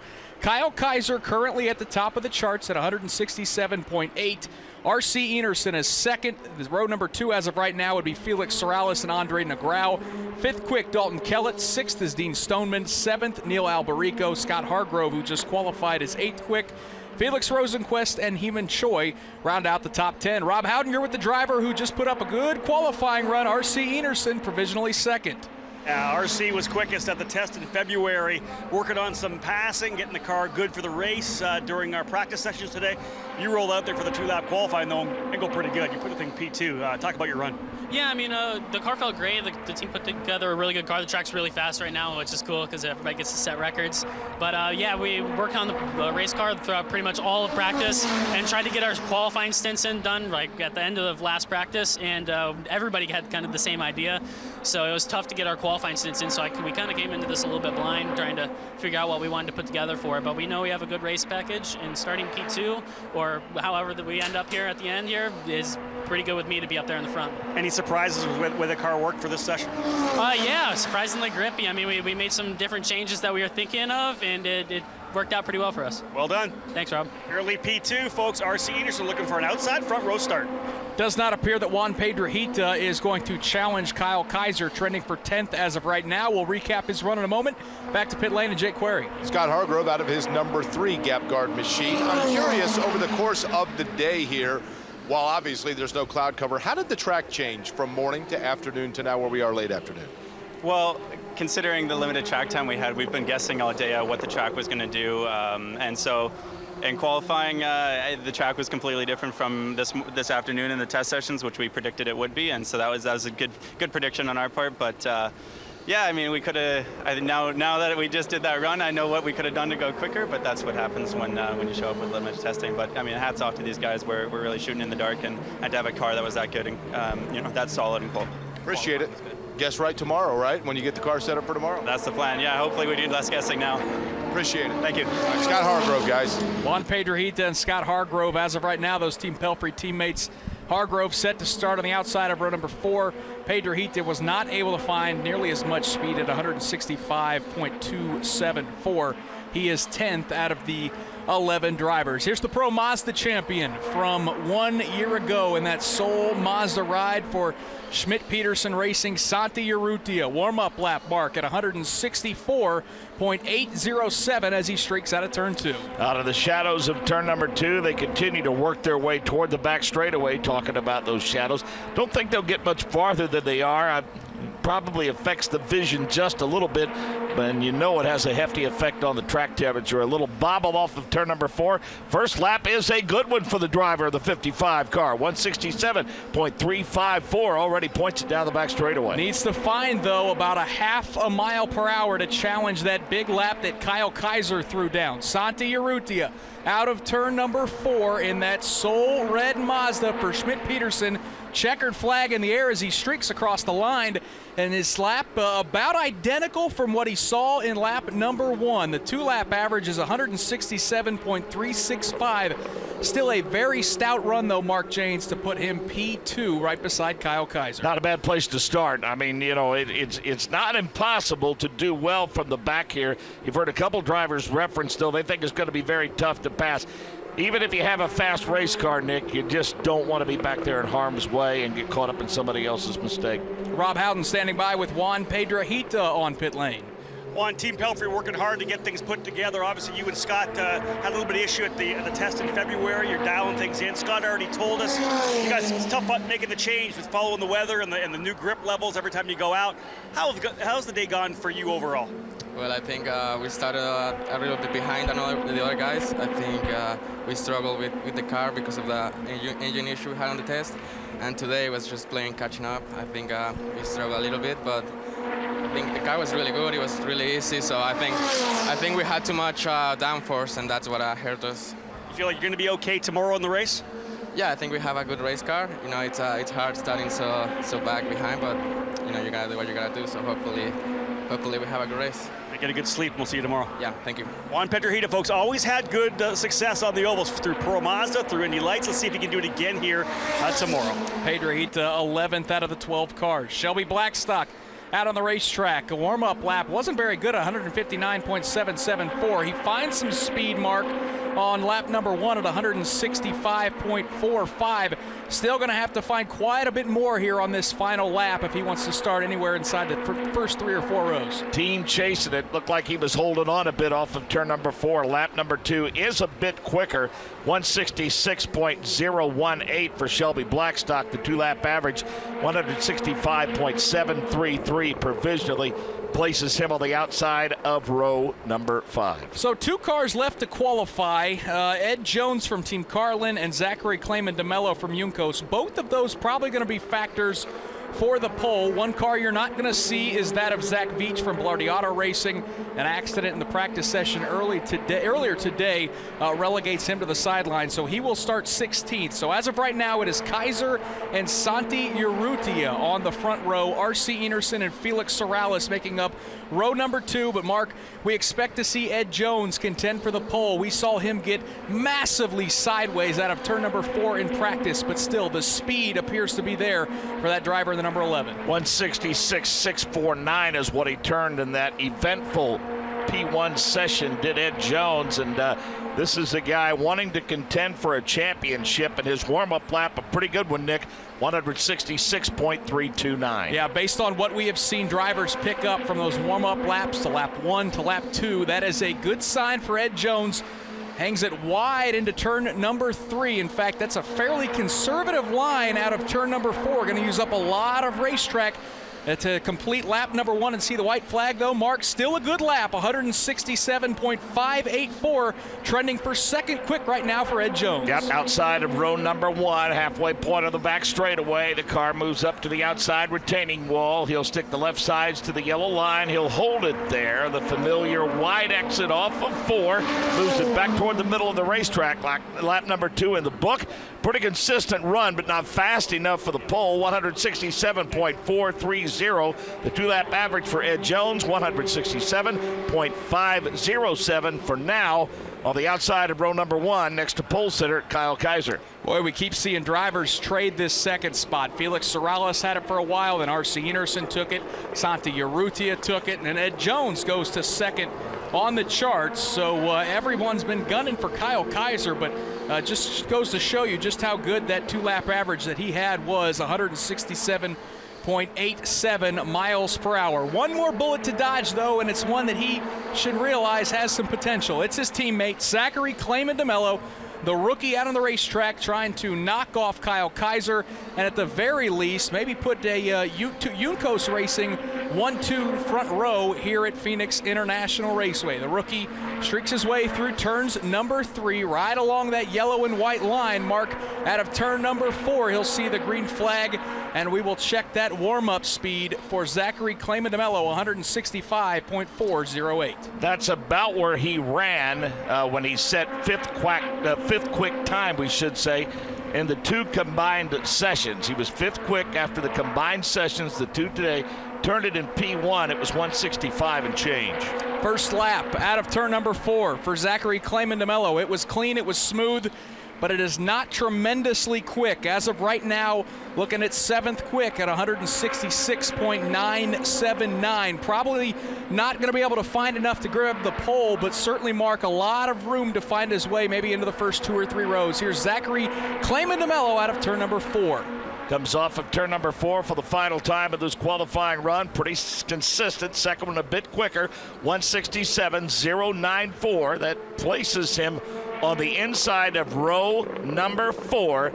Clayman DeMello, 2-lap average, 167.037. All right, Ed Jones, not good enough to grab the pole, but Jake Query still a strong qualifying run. He's going to start second when we go racing tomorrow. Exciting qualifying session for Ed Jones, ending up here second in that 11 machine. Exciting practice session as well earlier. So kind of the tale of 2 emotions for you today. Take me through getting back after that spin, getting back out, finding out what was in the car, and then the run. Yeah, exactly. After that massive moment in practice, you know, the session was then ended pretty early, so I didn't really get a chance to get fully back up to speed, which was a bit difficult. And obviously for the driver's confidence, it's very, very hard to just go straight out there after you had a big moment like that. But fortunately, I got it all in my head. I put it together. And I just stayed flat from the moment I left the pits until I came in. Unfortunately, I think we maybe were overwinged a little bit, but ultimately starting on the front row is great. And let's see what we can do tomorrow. It was a heck of a save earlier. It was a good qualifying run as well. Best of luck tomorrow. Thank you. Ed Jones, guys, he had an incident in turn number 1 where he got loose, avoided contact in the practice session, but had everybody on their feet, then comes out, ends up now qualifying second for the race itself. Rob Howden? Standing right here right now with the driver who put it on the pole position, Kyle Kaiser. Momentum on the season, a great run at St. Petersburg. You come here, you go from the street course to the oval. When you can be good at both, you know you're kind of rolling yourself in for a good 2016. Give me your thoughts right now on putting this car on the pole for the race tomorrow. That was pretty nerve-wracking. I'm not going to lie, just because we went so early. So, a lot of people feel that going last is an advantage. So I was pretty nervous standing around, but that was the goal going into this weekend. We knew we wanted to be really fast in qualifying because it's a tough track to pass on. So we accomplished our first goal. Let's try to close it out tomorrow with the win. You have been quick all day. Did the car get better throughout the day, or were there any surprises maybe in that 2-lap run? I feel like we've had a ton of confidence coming into this weekend. We knew what we needed to do. My engineers spent countless hours really thinking about this weekend and making sure we had a fast car, and we made a big change during the off time, and he really figured it out. So I'm over the moon right now, and I think we're going to be good in the race too. We've done a lot of long runs in practice, so I think we're going to be good on old tires as well. Fast forward to tomorrow afternoon. What are your thoughts coming out of turn 4 with the rest of the field behind you and a green flag in front of you? Just try to keep it on the road. I mean, we're going to do the best we can. I mean, it's going to be easy having everybody behind us. So hopefully just, Jones is starting off pole, I think. So he's a good racer, and I think we'll have a good start and just let the race play itself out. And hopefully we're up front at the end. Well done. Yeah, thank you. Kyle Kaiser, ladies and gentlemen, what a great qualifying effort for him. Solid job. Bonus points, of course, when we talk about that championship chase, but it's all about momentum for the young driver out of Santa Clara, California right now. Very strong here. He'll start on pole tomorrow afternoon. Kyle Kaiser now 2 for 2 in terms of flat-out qualifying for pole. He did it in race 1 at St. Petersburg and backs it up with a nice qualifying run, grabbing pole here at Phoenix. Still looking for that first career win, but it certainly appears to be right around the corner. Let's run down the 16 drivers, how they'll start tomorrow. Kyle Kaiser and Ed Jones in row number 1. Row 2 will be Santa Urrutia and R.C. Enerson. Felix Sorales and Andre Negrão make up row number 3. In row 4, Zachary Clayman-DeMello and Dalton Kellett. Row 5 will be Dean Stoneman and Neil Alberico. Row 6, Scott Hargrove and Shelby Blackstock. Row 7 is Felix Rosenquist and Juan Pedrahita. Row number 8, it's Heeman Choi and Zach Veach, who was not able to turn a lap in this qualifying session. Well, want to stay tuned. One more show to go here on the Advanced Auto Parts IndyCar Radio Network. The final practice session for the Verizon IndyCar Series. Helio Castroneves grabbed the pole. We'll see if he can find a little bit more speed later this afternoon. That show, of course, coming up at 5:30 Eastern, I believe, 6:15 Eastern here on the Advanced Auto Parts IndyCar Radio Network. So for Mark Janes and Jake Query and Rob Howden doing a great job on pit lane, this has been Indy Lights qualifying here on the Advanced Auto Parts IndyCar Radio Network. This is the Verizon IndyCar Series on the Advanced Auto Parts IndyCar Radio Network. A.J. Foyt down the main straightaway. The checkered flag is out. A.J.'s hand in the air. He is the winner. A.J. Foyt at Indianapolis has won his 4th 500.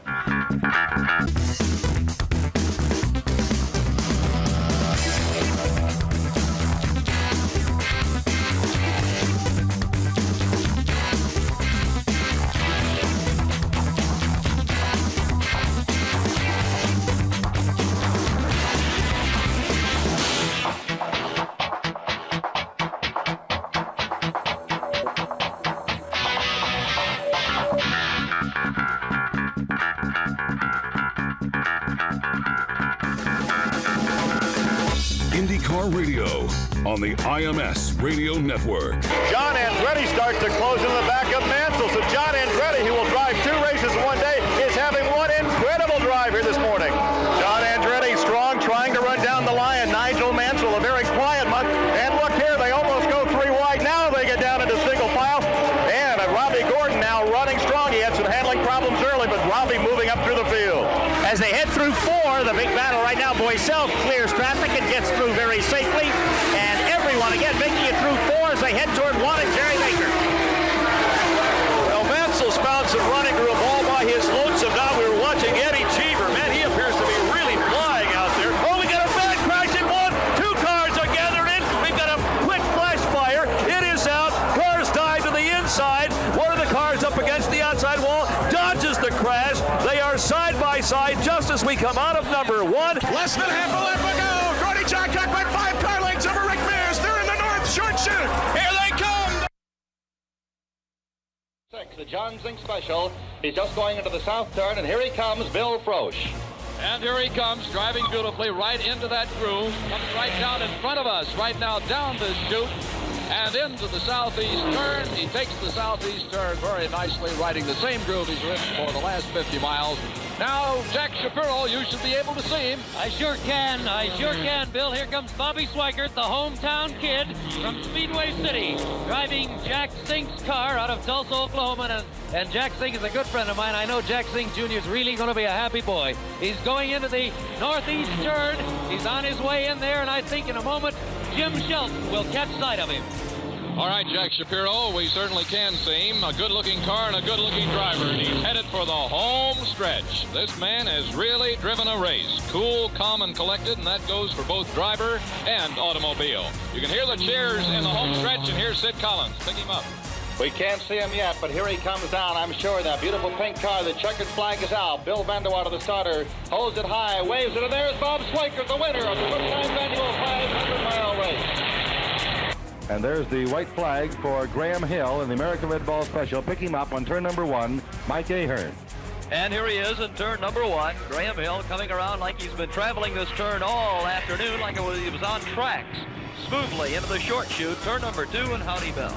And we picked him up now. We sight Graham Hill, former world driving champion. There he goes through turn 2 as he heads up the backstretch with apparently just one lap to go. Doug Zink. All right, thank you, Howdy. And here he comes past the halfway point on the backstretch, running all alone. 3 here, and Ron Carroll.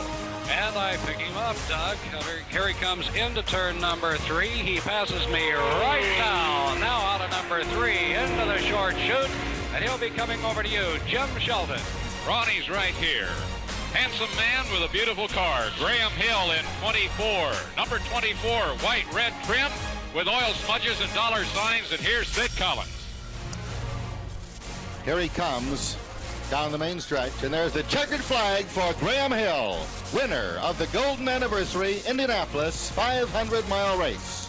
Car number 24, the American Red Ball Special. The white flag is out as he comes by right now. Pick him up, Mike Ahern in turn 1. All right, Sid, we've got him, and this looks like an instant replay of last year. The blue and gold Johnny Lightning Special, crowd on its feet as he goes into turn 2, and Howdy Bell. Howdy. And the southeast vista here, the crowd stands, giving him a big wave now as Al Unser on the white flag lap goes through turn number 2. And sounding very nicely, moves right up the back stretch to Doug Zink. And we've got him here, Howdy, and the fans, some of whom have been waving their blankets, paying no attention. Now we're up against the fence, waving him on. Al Unser is in turn number 3, and Ron Carroll. Yes, Doug, and here he is in turn 3. Al Unser, car number 3. The dark blue, yellow streak, Johnny Lightning Special moves to number 4, and Jim Shelton. Thank you, Ron. Blue car with a big number 1, and he is number 1. And now to call the winner for the 24th consecutive time is our chief announcer, the voice of the 500, Sid Collins. And here is Pat Vadan waving the checkered flag for Al Unser, winner of the 1971 Indianapolis 500-mile race. Al Unser on his final lap, Ron Carroll. All right, and he's by us right now. Al Unser, 196.474 he qualified at, and he's in the number 1 position on his final lap as he heads to turn 2 and Howdy Bell. He flashes by us. You know, only 4 other drivers have ever won this event 3 times, and if things go right for a couple of laps, Al will be the 5th one. Darrell? He's right in Doug Zink's lap right now in turn 3. Winner in 1970 and again in 71, putting 2 victories back-to-back, is within about a quarter of a lap of victory number 3. Jim, pick him up in turn number 4.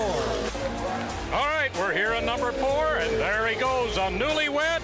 And here to call the checkered flag, a guy that did another great job today, our chief announcer, Paul Page. Doing a fantastic job is Al Unser. The checkered flag is waved. His hand is in the air. Al Unser, the winner of the 1978 500-mile race. That's right. Johnny Rutherford down the main straightaway. The white flag showing to him the car number 4 on the board.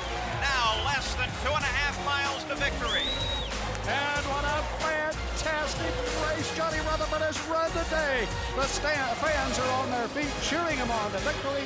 He's over to turn 2, Howdy. Yes, once again, in a very select group of 3-time winners, he will join as he goes up the backstretch. Johnny Rutherford began to raise his hands off of the steering wheel, saluting the fans here on the last lap. He is about a third of a lap away from victory. Doug? And here he drops down into turn number 3, slowing up maybe just a little bit, it seems, into the short chute. Darrell, take him home. Great round of applause, a waving to him. And now, ladies and gentlemen, here they call a checkered flag for the winner of the world's greatest auto race, the voice of the 500, Paul Page. Number 4, the Pennzoil Chaparral, his hands in the air. Johnny Rutherford wins the 1980 Indianapolis 500-mile race. 197 laps complete, working on 198. We look for them now at the head of the main straightaway, and we have them coming now. There's Al, there's Mo, here's Jerry Baker.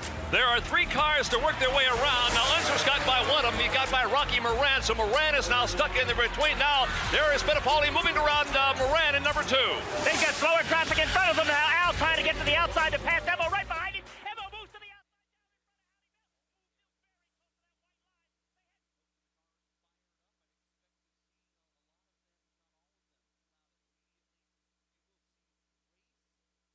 outside. From the Phoenix International Raceway, this is the Verizon IndyCar Series. Sun is setting in the desert sky in Phoenix, Arizona. Mark Jaynes set to call a final warm-up session in preparation for this weekend's Verizon IndyCar Series event. Diamond Desert, Phoenix Grand Prix. Happy to have you with us after practice and qualifying today.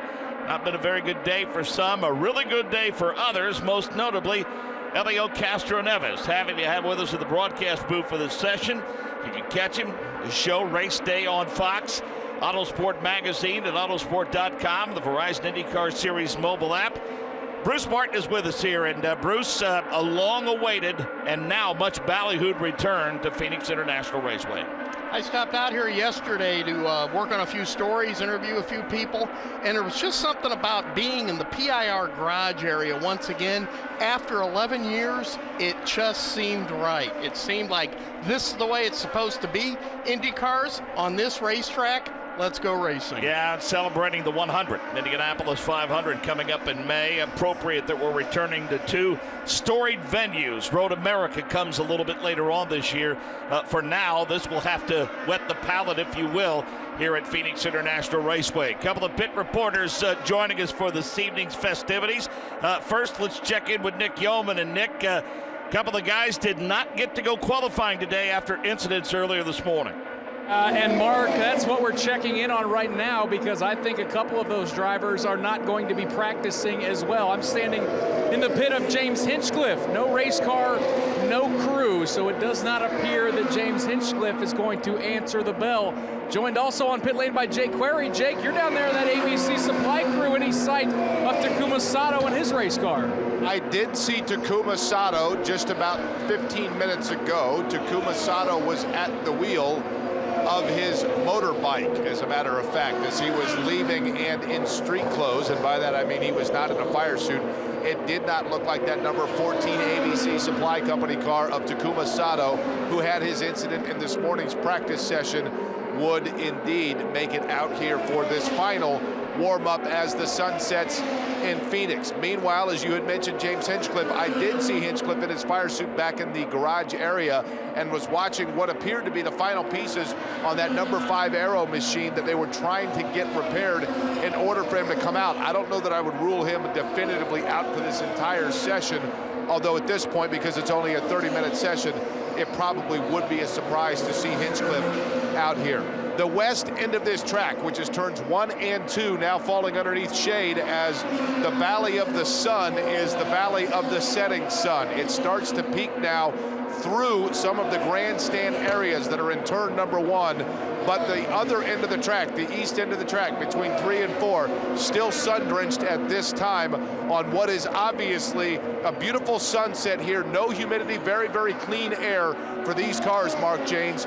But we will continue to watch to see whether or not that includes the cars of James Hinchcliffe and Takuma Sato. And again, Bruce Martin joins us. Bruce, you just came from the paddock before you joined us. You have more updates on those stories. I talked to Pierce Phillips of Schmidt-Peterson Motorsports, who's in charge of the team this year. He had hoped to get James Hinchcliffe out for a few laps. That's probably going to be the plan a little bit toward the end of the session. However, George Klotz, who's the racing director at AJ Foyt Enterprises, said they were not going to have Takuma Sato go out in this final practice session. Some concern after the test session, the speeds that they were carrying into turn number 1. Don't know if that was related to the instance that happened.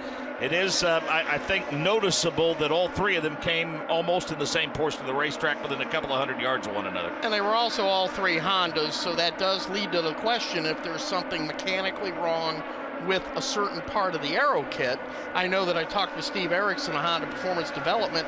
They thought that they had it in hand, but then in qualifying, Carlos Munoz hit the wall in about the same spot as the other two in this morning's practice. Yeah, they had to leave St. Pete feeling a bit better about that scenario, with especially the run that Ryan Hunter-Ray had. Voigt was fast all weekend long, but boy, Chevy dominance in practice and qualifying here this weekend so far. Chevrolet top 10, they swept all the top 10 positions. Your fastest Honda, Marco Andretti, is starting 11th. I'm not so sure that's quite what Honda had in mind when they came to the short tracks. Back to pit road, Nick Yeoman. Yeah, and of course, one of those other drivers that you guys just alluded to that has had problems today, that list has been growing as the day has gone on, which is not what we like to see, is the aforementioned Carlos Munoz, who backed that car into the wall very hard during qualifying. Good news is they've got that car repaired, and Carlos is able to drive it. He got out of that race car very gingerly. The report was that he banged and bruised his knee pretty significantly, but good to see, Mark, as he just came in for a simulated pit stop, that Carlos Munoz and that Andretti Autosport team able to make it out for practice. So a good sign for Carlos Munoz. Bruce? Craig Baranowski, the general manager of AJ Foyt Racing, said, here's the situation. They're limited on Aeropart kits. They have a new car that they're going to bring out for the Indianapolis 500. If this had been a race after Indy, they would have had no problem bringing out the backup car. But this being a race before Indianapolis, they don't want anything to happen to that Indy 500 car. So that's why they're rebuilding this car for Tacoma rather than going to the backup. 6 minutes into this session, which runs 30 minutes, Dixon is P1 with a speed of 185.755. Juan Montoya, Elio Castro-Neves, Simon Pagenaud, Max Chilton, your top 5. As we say that, Joseph Newgarden hops up to P5. Chilton slips to 6. Then Power, Canan, Bourdais, Connor Daly, your top 10. Happy to have with us the director and chaplain of IndyCar Ministries, David Storvik. And David, thanks for being here. This is not an easy climb to get all the way to the top of this main grandstand. It certainly is not. It's a good view from up here, though, I tell you that. So welcome back to the broadcast booth. You joined us in St. Petersburg. That weekend went off rather flawlessly. And tell us about what IndyCar Ministries is doing here this weekend in Phoenix. Yeah, we're doing a lot of different things, but one of the things we're doing tomorrow is we're having a Catholic Mass at 11 and chapel service at 11:30 in the Anderson Promotions hospitality in the Indy Lights paddock area. So we're looking forward to having those services tomorrow. Now, most racetracks have chaplains, and we talk about sometimes, for instance, this Homatro safety crew, they show up on the scene. They work with track safety crews. Do you have a pretty good partnership, I'm assuming, with all of the chaplains of the various racetracks that we visit throughout the course of the year? Yeah, we do have relationships with the chaplains locally at a lot of the racetracks. We work with them. Obviously, we work closely with the Homatro safety crew as well, in what they do, and then the medical staff here as well. So yeah, we have a good partnership with them. Again, David Storvik, our guest of IndyCar Ministries. So tell us, already planning a month worth of activities in the month of May, not just for the 100th running of the Indianapolis 500, but also the GP of Indy? Yeah, we're gonna have a full service at the GP of Indy with a full praise band, and then also we're going to have every weekend in the month of May, we're going to have our IndyCar Ministry show car out there in the fan area, and we'll be handing out Bibles and information about the ministry, talking to people about the ministry as well. Scott Dixon continues P1. It's Newgarden, Montoya, Canan, Castro-Neves, Carpenter, Pagenaud, Chilton, Power, and Bourdais, your top 10. The final warm-up session for the Verizon IndyCar Series before we go racing tomorrow. So, David, we didn't get to spend nearly as much time as I would have liked at St. Petersburg, but let people know how they can get involved and support the ministry through outreach programs, getting involved as a member of the ministry, and certainly any financial support is always appreciated. How can folks get more involved in those areas? Right, you're exactly right. I mean, we are a 501c3 organization, so we're totally relying on support from outside people and organizations. But you can go to IndyCarMinistry.com and sign up to be a volunteer to help the ministry. We're doing, like I said, the fan outreach in Indianapolis all 3 weekends. We're also doing it at 3 different events this year, as well at away tracks. So that's one way they can get involved, and obviously you can get involved financially as well. And you know, like I said, the fan outreach stuff is really where we can use a lot of volunteers this year. So now, will you get much R&R time before we head to Long Beach, or did you go back to Indy for a few days, a week or so? Yeah, we'll go back to Indy for a few days and get everything ready to go for Long Beach for those services and prep for what we're going to be doing out there as well. Well, keep up the great work, and we appreciate the opportunity to spread the word about IndyCar ministry. And as we said, the door to the booth's always open. You join us anytime. Thank you. Appreciate it. That's David Storvik, IndyCar Ministries. He's director and chaplain, and we will visit with him numerous times throughout the course of this year. Again, we are 10 minutes into this session. Dixon, Newgarden, Montoya, Canan, Elio Castroneves, your top 5 for the Firestone broadcast booth. This is the Advanced Auto Parts IndyCar Radio Network. The best drivers on earth aren't going to push the limits of man and machine riding on just any old piece of rubber, which is why Firestone is the tire of the Verizon IndyCar Series. So when it's time to celebrate the 100th running of the Indy 500, no one knows more about celebrating than the tire that has more Indy wins than anyone else. Because at Firestone, we don't just make tires, we make champions. Whatever you drive a Firestone. Phoenix International Raceway. Final preparations continue before we go racing tomorrow here at Phoenix for the first time since 2005 in open-wheel racing history. Dixon, Newgarden, Montoya, Canan, Castroneves. Been an event-free session so far. Let's get an update on what's going on pit road. Let's start with Nick Yeoman. Yeah, let's keep our fingers crossed that it remains uneventful here for the rest of this practice session, because Lord knows most of this day hasn't been. Watching some of these teams practice some simulated pit stops. Also watching, I went all the way down to pit exit where I'm going to be located. Got a spectacular view of turn number 2, where a lot of that blue paint of this wall has been scrubbed away by some of the heavy contacts we have seen. But I'll tell you what, Mark, I've seen a lot of drivers setting guys up, getting on the throttle early and setting guys up, exiting turn number 2 towards the dog leg. So Jake Query, going to be interesting. I think that's going to be a hot spot. If you want to get a guy going down the back stretch, setting them up out of turn 2 is going to be an excellent spot to do it tomorrow night.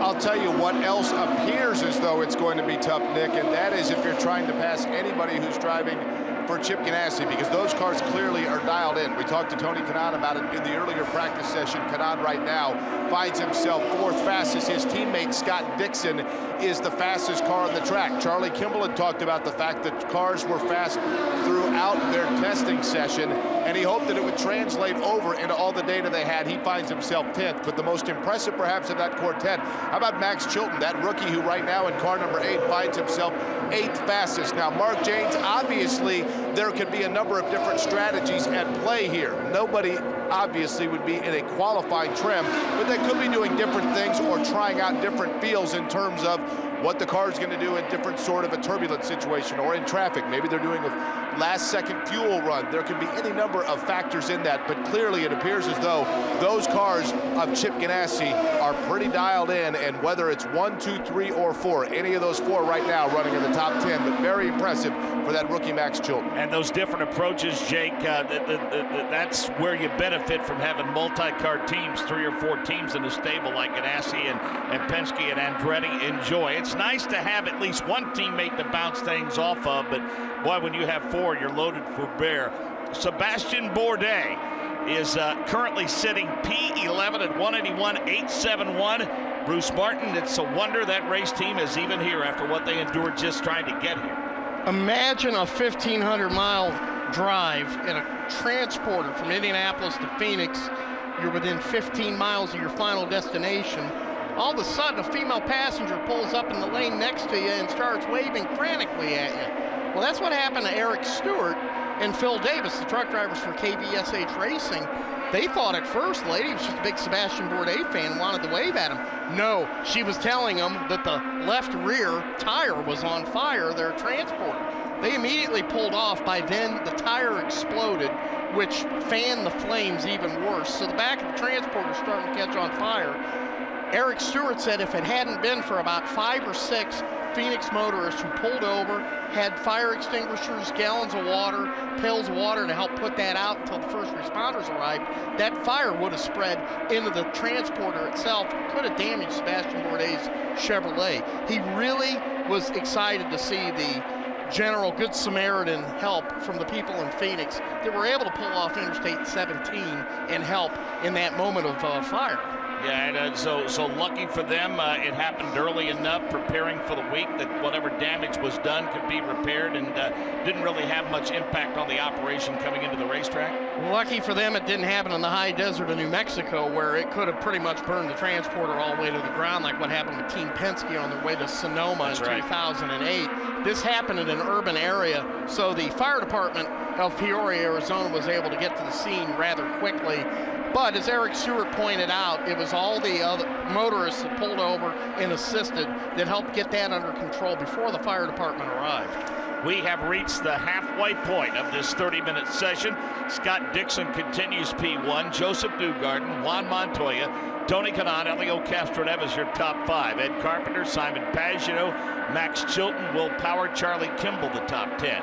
Bourdais, Andretti, Daly, Hunter Ray, Mikel Aloshin, the top 15. Ray Hall, Munoz, Felipe, we should say, Rossi, Hawksworth, Sato, and Hinchcliffe.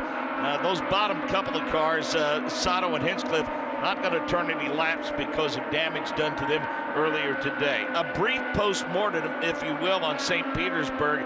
Bruce, complete dominance by Team Penske. Even the guy that was pulled from the race car due to illness was the pole sitter. That's how fast that team was over the course of the weekend. But some other bright spots in that race. I think all in all, Sato, Hawksworth were very competitive. Certainly Aloshin with the top 5, and Ryan Hunter-Ray brought a 3rd place home, a podium finish for Honda. And Alexander Rossi, his first race in the IndyCar Series with a team that was put together last minute between Brian Herta and Andretti Autosport. He finished 12th, pretty good spot. Sure. He's got a bit of a challenge this weekend because it's his first oval race. And you can see right now he's 19th on the speed list. The other Formula One driver that's a rookie that ran ovals last year in Indy Lights, Max Chilton's all the way up to 8th in speed. You know, Nick Yeoman, let's go back and revisit the conversations that we had post-qualifying with Luca Filippi and Alexander Rossi. Quite a contrast between the two. Both find themselves in similar scenarios in the fact that this is a track that's totally foreign to them. Rossi was very matter-of-fact, not apologetic, but clearly not happy with the performance of he or the race car. On the other hand, Filippi took it all in stride and seemed downright giddy just to be here. Yeah, and first let's preface this with some background information that neither of them have been tremendously fast, and neither of them qualified too terribly well. But you're right, when Alexander Rossi got that ride for Brian Herta Autosport, teamed up with Andretti Autosport, it's left a lot of fans scratching their heads because he had some pretty detrimental comments in terms of oval racing and IndyCar racing in general. So when he got out of that race car and was not happy, it was, I wouldn't necessarily say surprising. And then on the flip side, you mentioned talking to Luca Filippi, he's so excited to get a chance to learn, to race on these ovals. He knows it's a challenge, but he wants to be here in the IndyCar Series, and for him to get the opportunity to do some left-hand turn on some high-banked ovals like he's seeing here at Phoenix, he's taking it in stride and really enjoying the process. So it was two completely different outlooks on oval racing and getting up to speed, and maybe some of the struggles that some of the Honda teams have had this weekend. But I got to say, Mark, Luca Filippi's outlook was very refreshing, and hard not to really hope that young man has a good first oval experience here this weekend. Bruce, this is somewhat of, well, it is a sarcastic comment, but let's face it. Can we agree that the only reason there aren't 12 Chevys in the top 12 is because there are only 11 here? I think you can say that right now. The top 11 spots on speed right now, all Chevrolets. The bottom 11, all Hondas.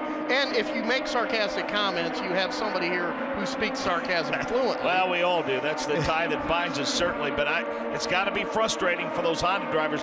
Nobody wants to be best in class, Bruce. They just don't want to be best in class. And I know it's really disheartening to the people at Honda Performance Development and to the Honda teams, because they were all hopeful that there would be a dramatic difference in the two aero kits this year. Honda increased its horsepower over last year.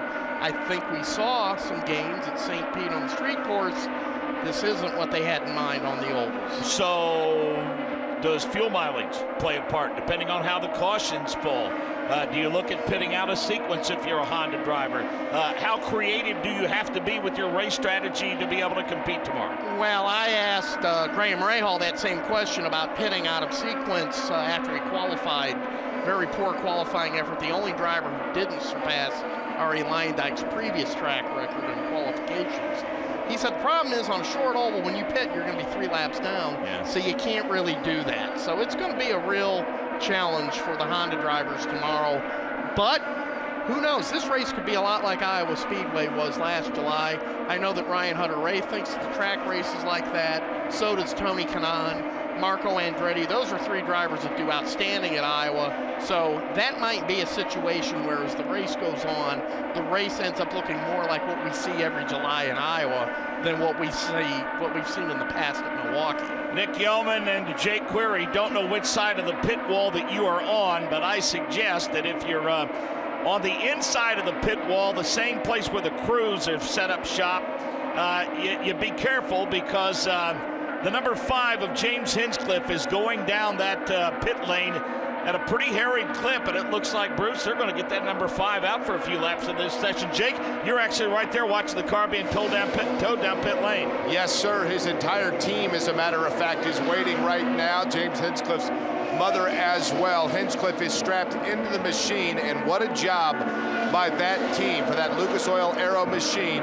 All those guys working for Sam Schmidt, and actually they're applauding now as the car goes by. Again, a refresher for those of you that are unaware. This morning in the practice session, James Hinchcliffe did have an incident between turns 1 and 2, primarily turn number 2 here at the Phoenix International Raceway, that made contact with the machine. He was obviously okay, and that team thrashed, worked hard, got the repairs made, and now James Hinchcliffe, that gold, and boy, the way that last minute of the sun before it ducks in beneath the mountains here in Arizona dances off that as it peeks its way through the grandstands in turn number 1.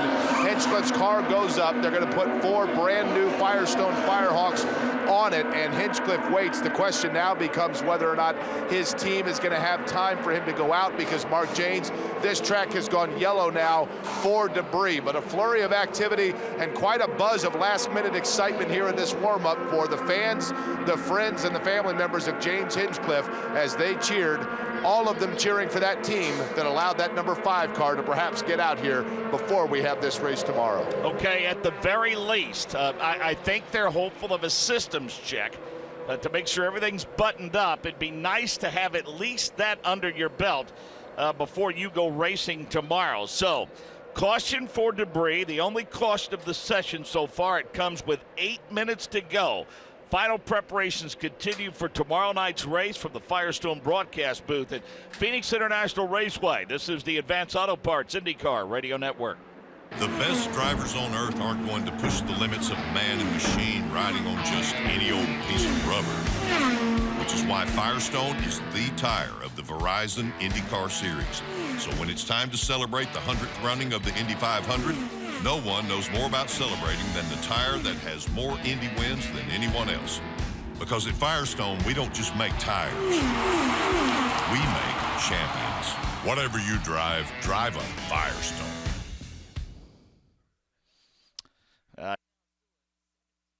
Welcome back, Phoenix International Raceway. Caution on the course. Some debris.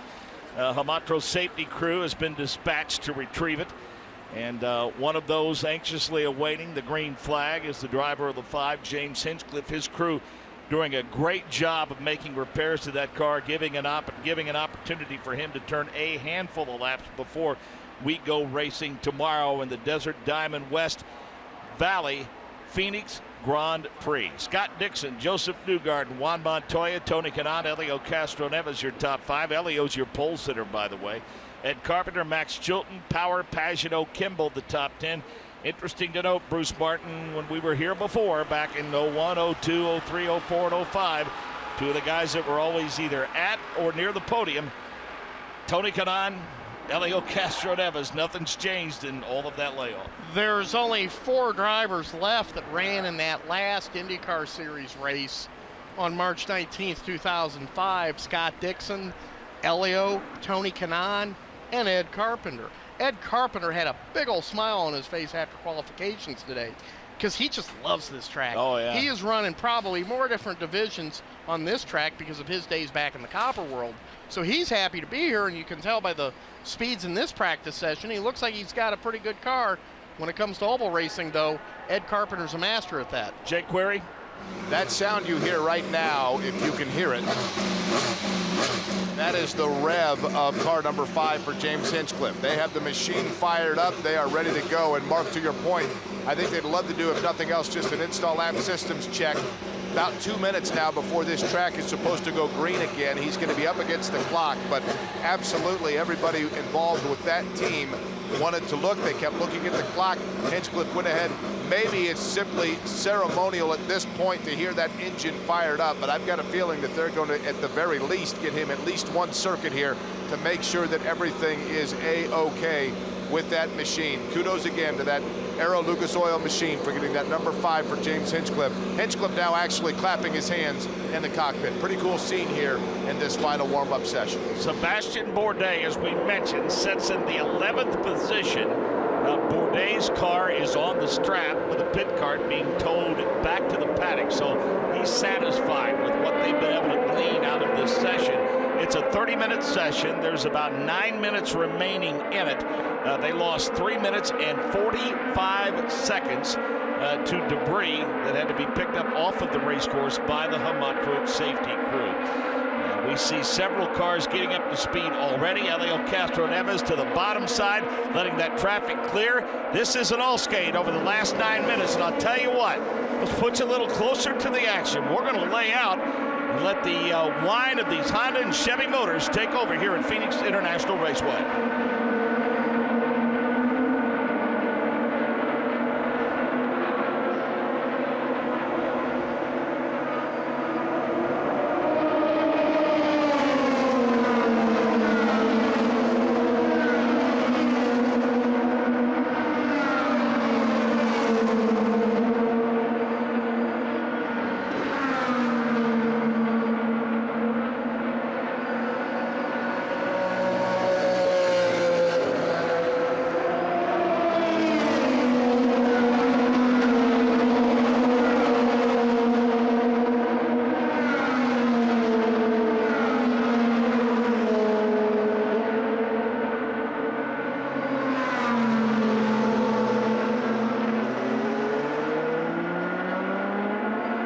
What's the matter with me? That's not a whine, that's a roar. It's a thunderous roar. That wasn't a whine. Jake Query. And one of those cars that you heard in that mix, none other than James Hinchcliffe. Mark, that car number 5 is out here on the track in Phoenix. Nice to see Hinch turning some laps in that number 5. We'll wait till he clears the timing and scoring loop to have a better idea of what it is they hope to accomplish with the short amount of time that they have left. Bruce, a clear indication of what a team sport motorsports is, as hard as that crew has worked to get Hinch back out onto the racetrack today. It was about 33 man-hours to put that car back together, and a crash had happened about 7 hours ago, and you had crew members from both Schmidt-Peterson cars working on it, including the crew Michaela Lotions. Dixon, Newgarden, Montoya, Kanaan, Elio Castro Neves, your top 5. Then Carpenter, Chilton, Power, Pagenaud, Kimball, the top 10. So after that one lap, Jake, are they going to do more than an install, or do you think Hinch is going to be happy with this? He's headed back to the pit box. He just pulled it in, so we shall see. I think probably the former there, Mark. I think they're going to take a look at it and just make sure, as they do in these situations, that nothing's leaking. Everything's buttoned up. Make sure that the car fired everywhere it's supposed to. Just as I say that, they're taking the cowling off, and they're going to make maybe a spring adjustment. Perhaps they will try to send him back out. I'm not sure the time remaining in this session, but they've got to be getting down to the nitty-gritty here, so we'll see whether or not Hinch gets to go back out. Bruce, you're stretching the neck out over the front of the broadcast booth here, trying to look down the front straightaway. Some concerns that this might be a parade tomorrow night. You seeing anything to indicate that that can be reaffirmed, or we can expect that, or do you think we're going to dice it up a bit? I just saw him go 3 wide into turn 1, so that shows that there's a little bit more than one groove in this race course. Juan Pablo Montoya said he expects it to maybe be processional the first 15 laps that the leader has clean air.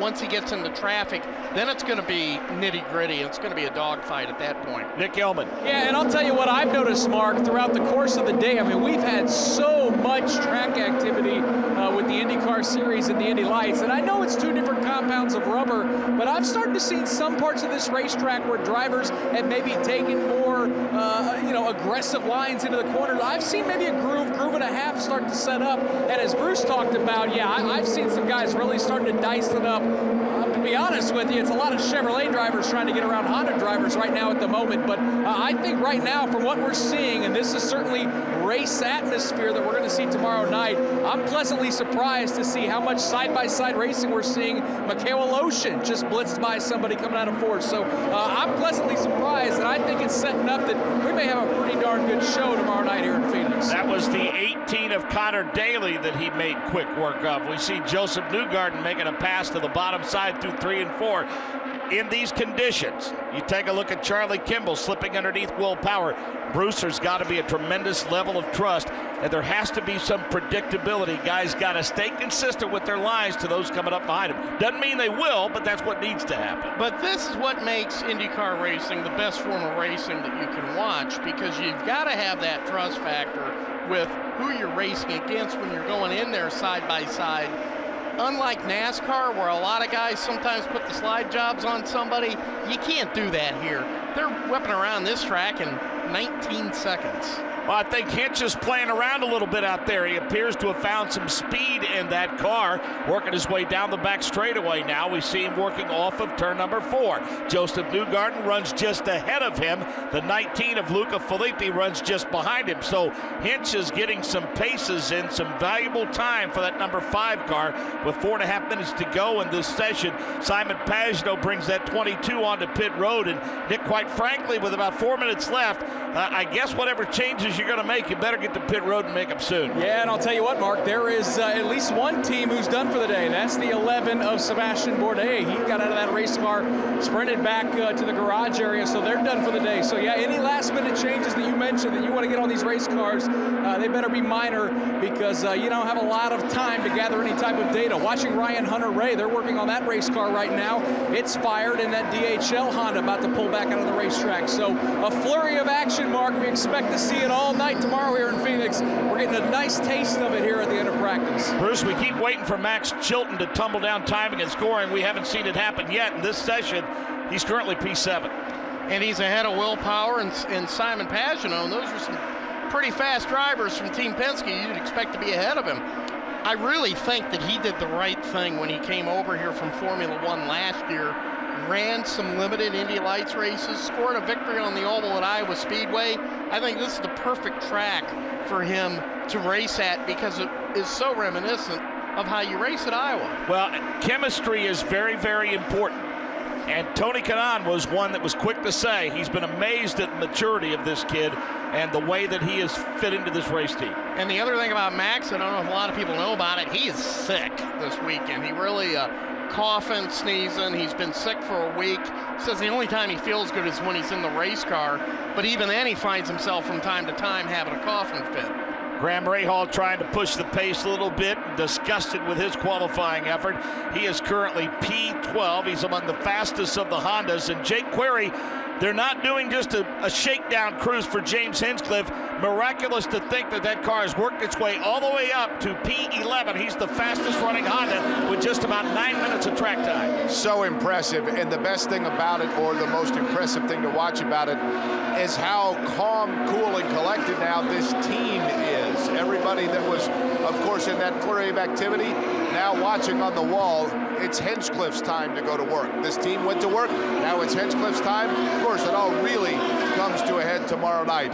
But anybody that thinks, Mark, this is not a team sport, simply was not down here to watch this pit in the last 20 minutes or so. You wonder if a lot of guys, Bruce Martin, is what you see, what you get. With James Hinchcliffe, what you see is what you get. He's as genuine as he appears to be. And that's what makes him a star. Here's a guy whose career could have gone in a lot of directions. And when you think of what he went through on May the 18th, the fact that he's out here now just going for it like he always did, true testament to his determination. No question. 90 seconds remaining in this session as we start to close it out. Bruce, can Helio Castroneves continue his dominance of the weekend tomorrow night? Oh, definitely. He's got the car. He certainly has the engine, and he's got the team, and he knows how to win here at Phoenix International Raceway. This is the site of his first race in this series when it was the old Indy Racing League in 2001. They didn't do too well that day, but Helio Castroneves and Gilles de Ferran both say it was that race that set up their 1-2 finish in that year's Indianapolis 500. Yeah, Gilles is here this weekend. We saw him in the paddock earlier today. Question is, can they be patient enough to all get through turn 1 cleanly when that green flag drops? That's what's going to make tomorrow night's race under the lights at Phoenix a spectacle.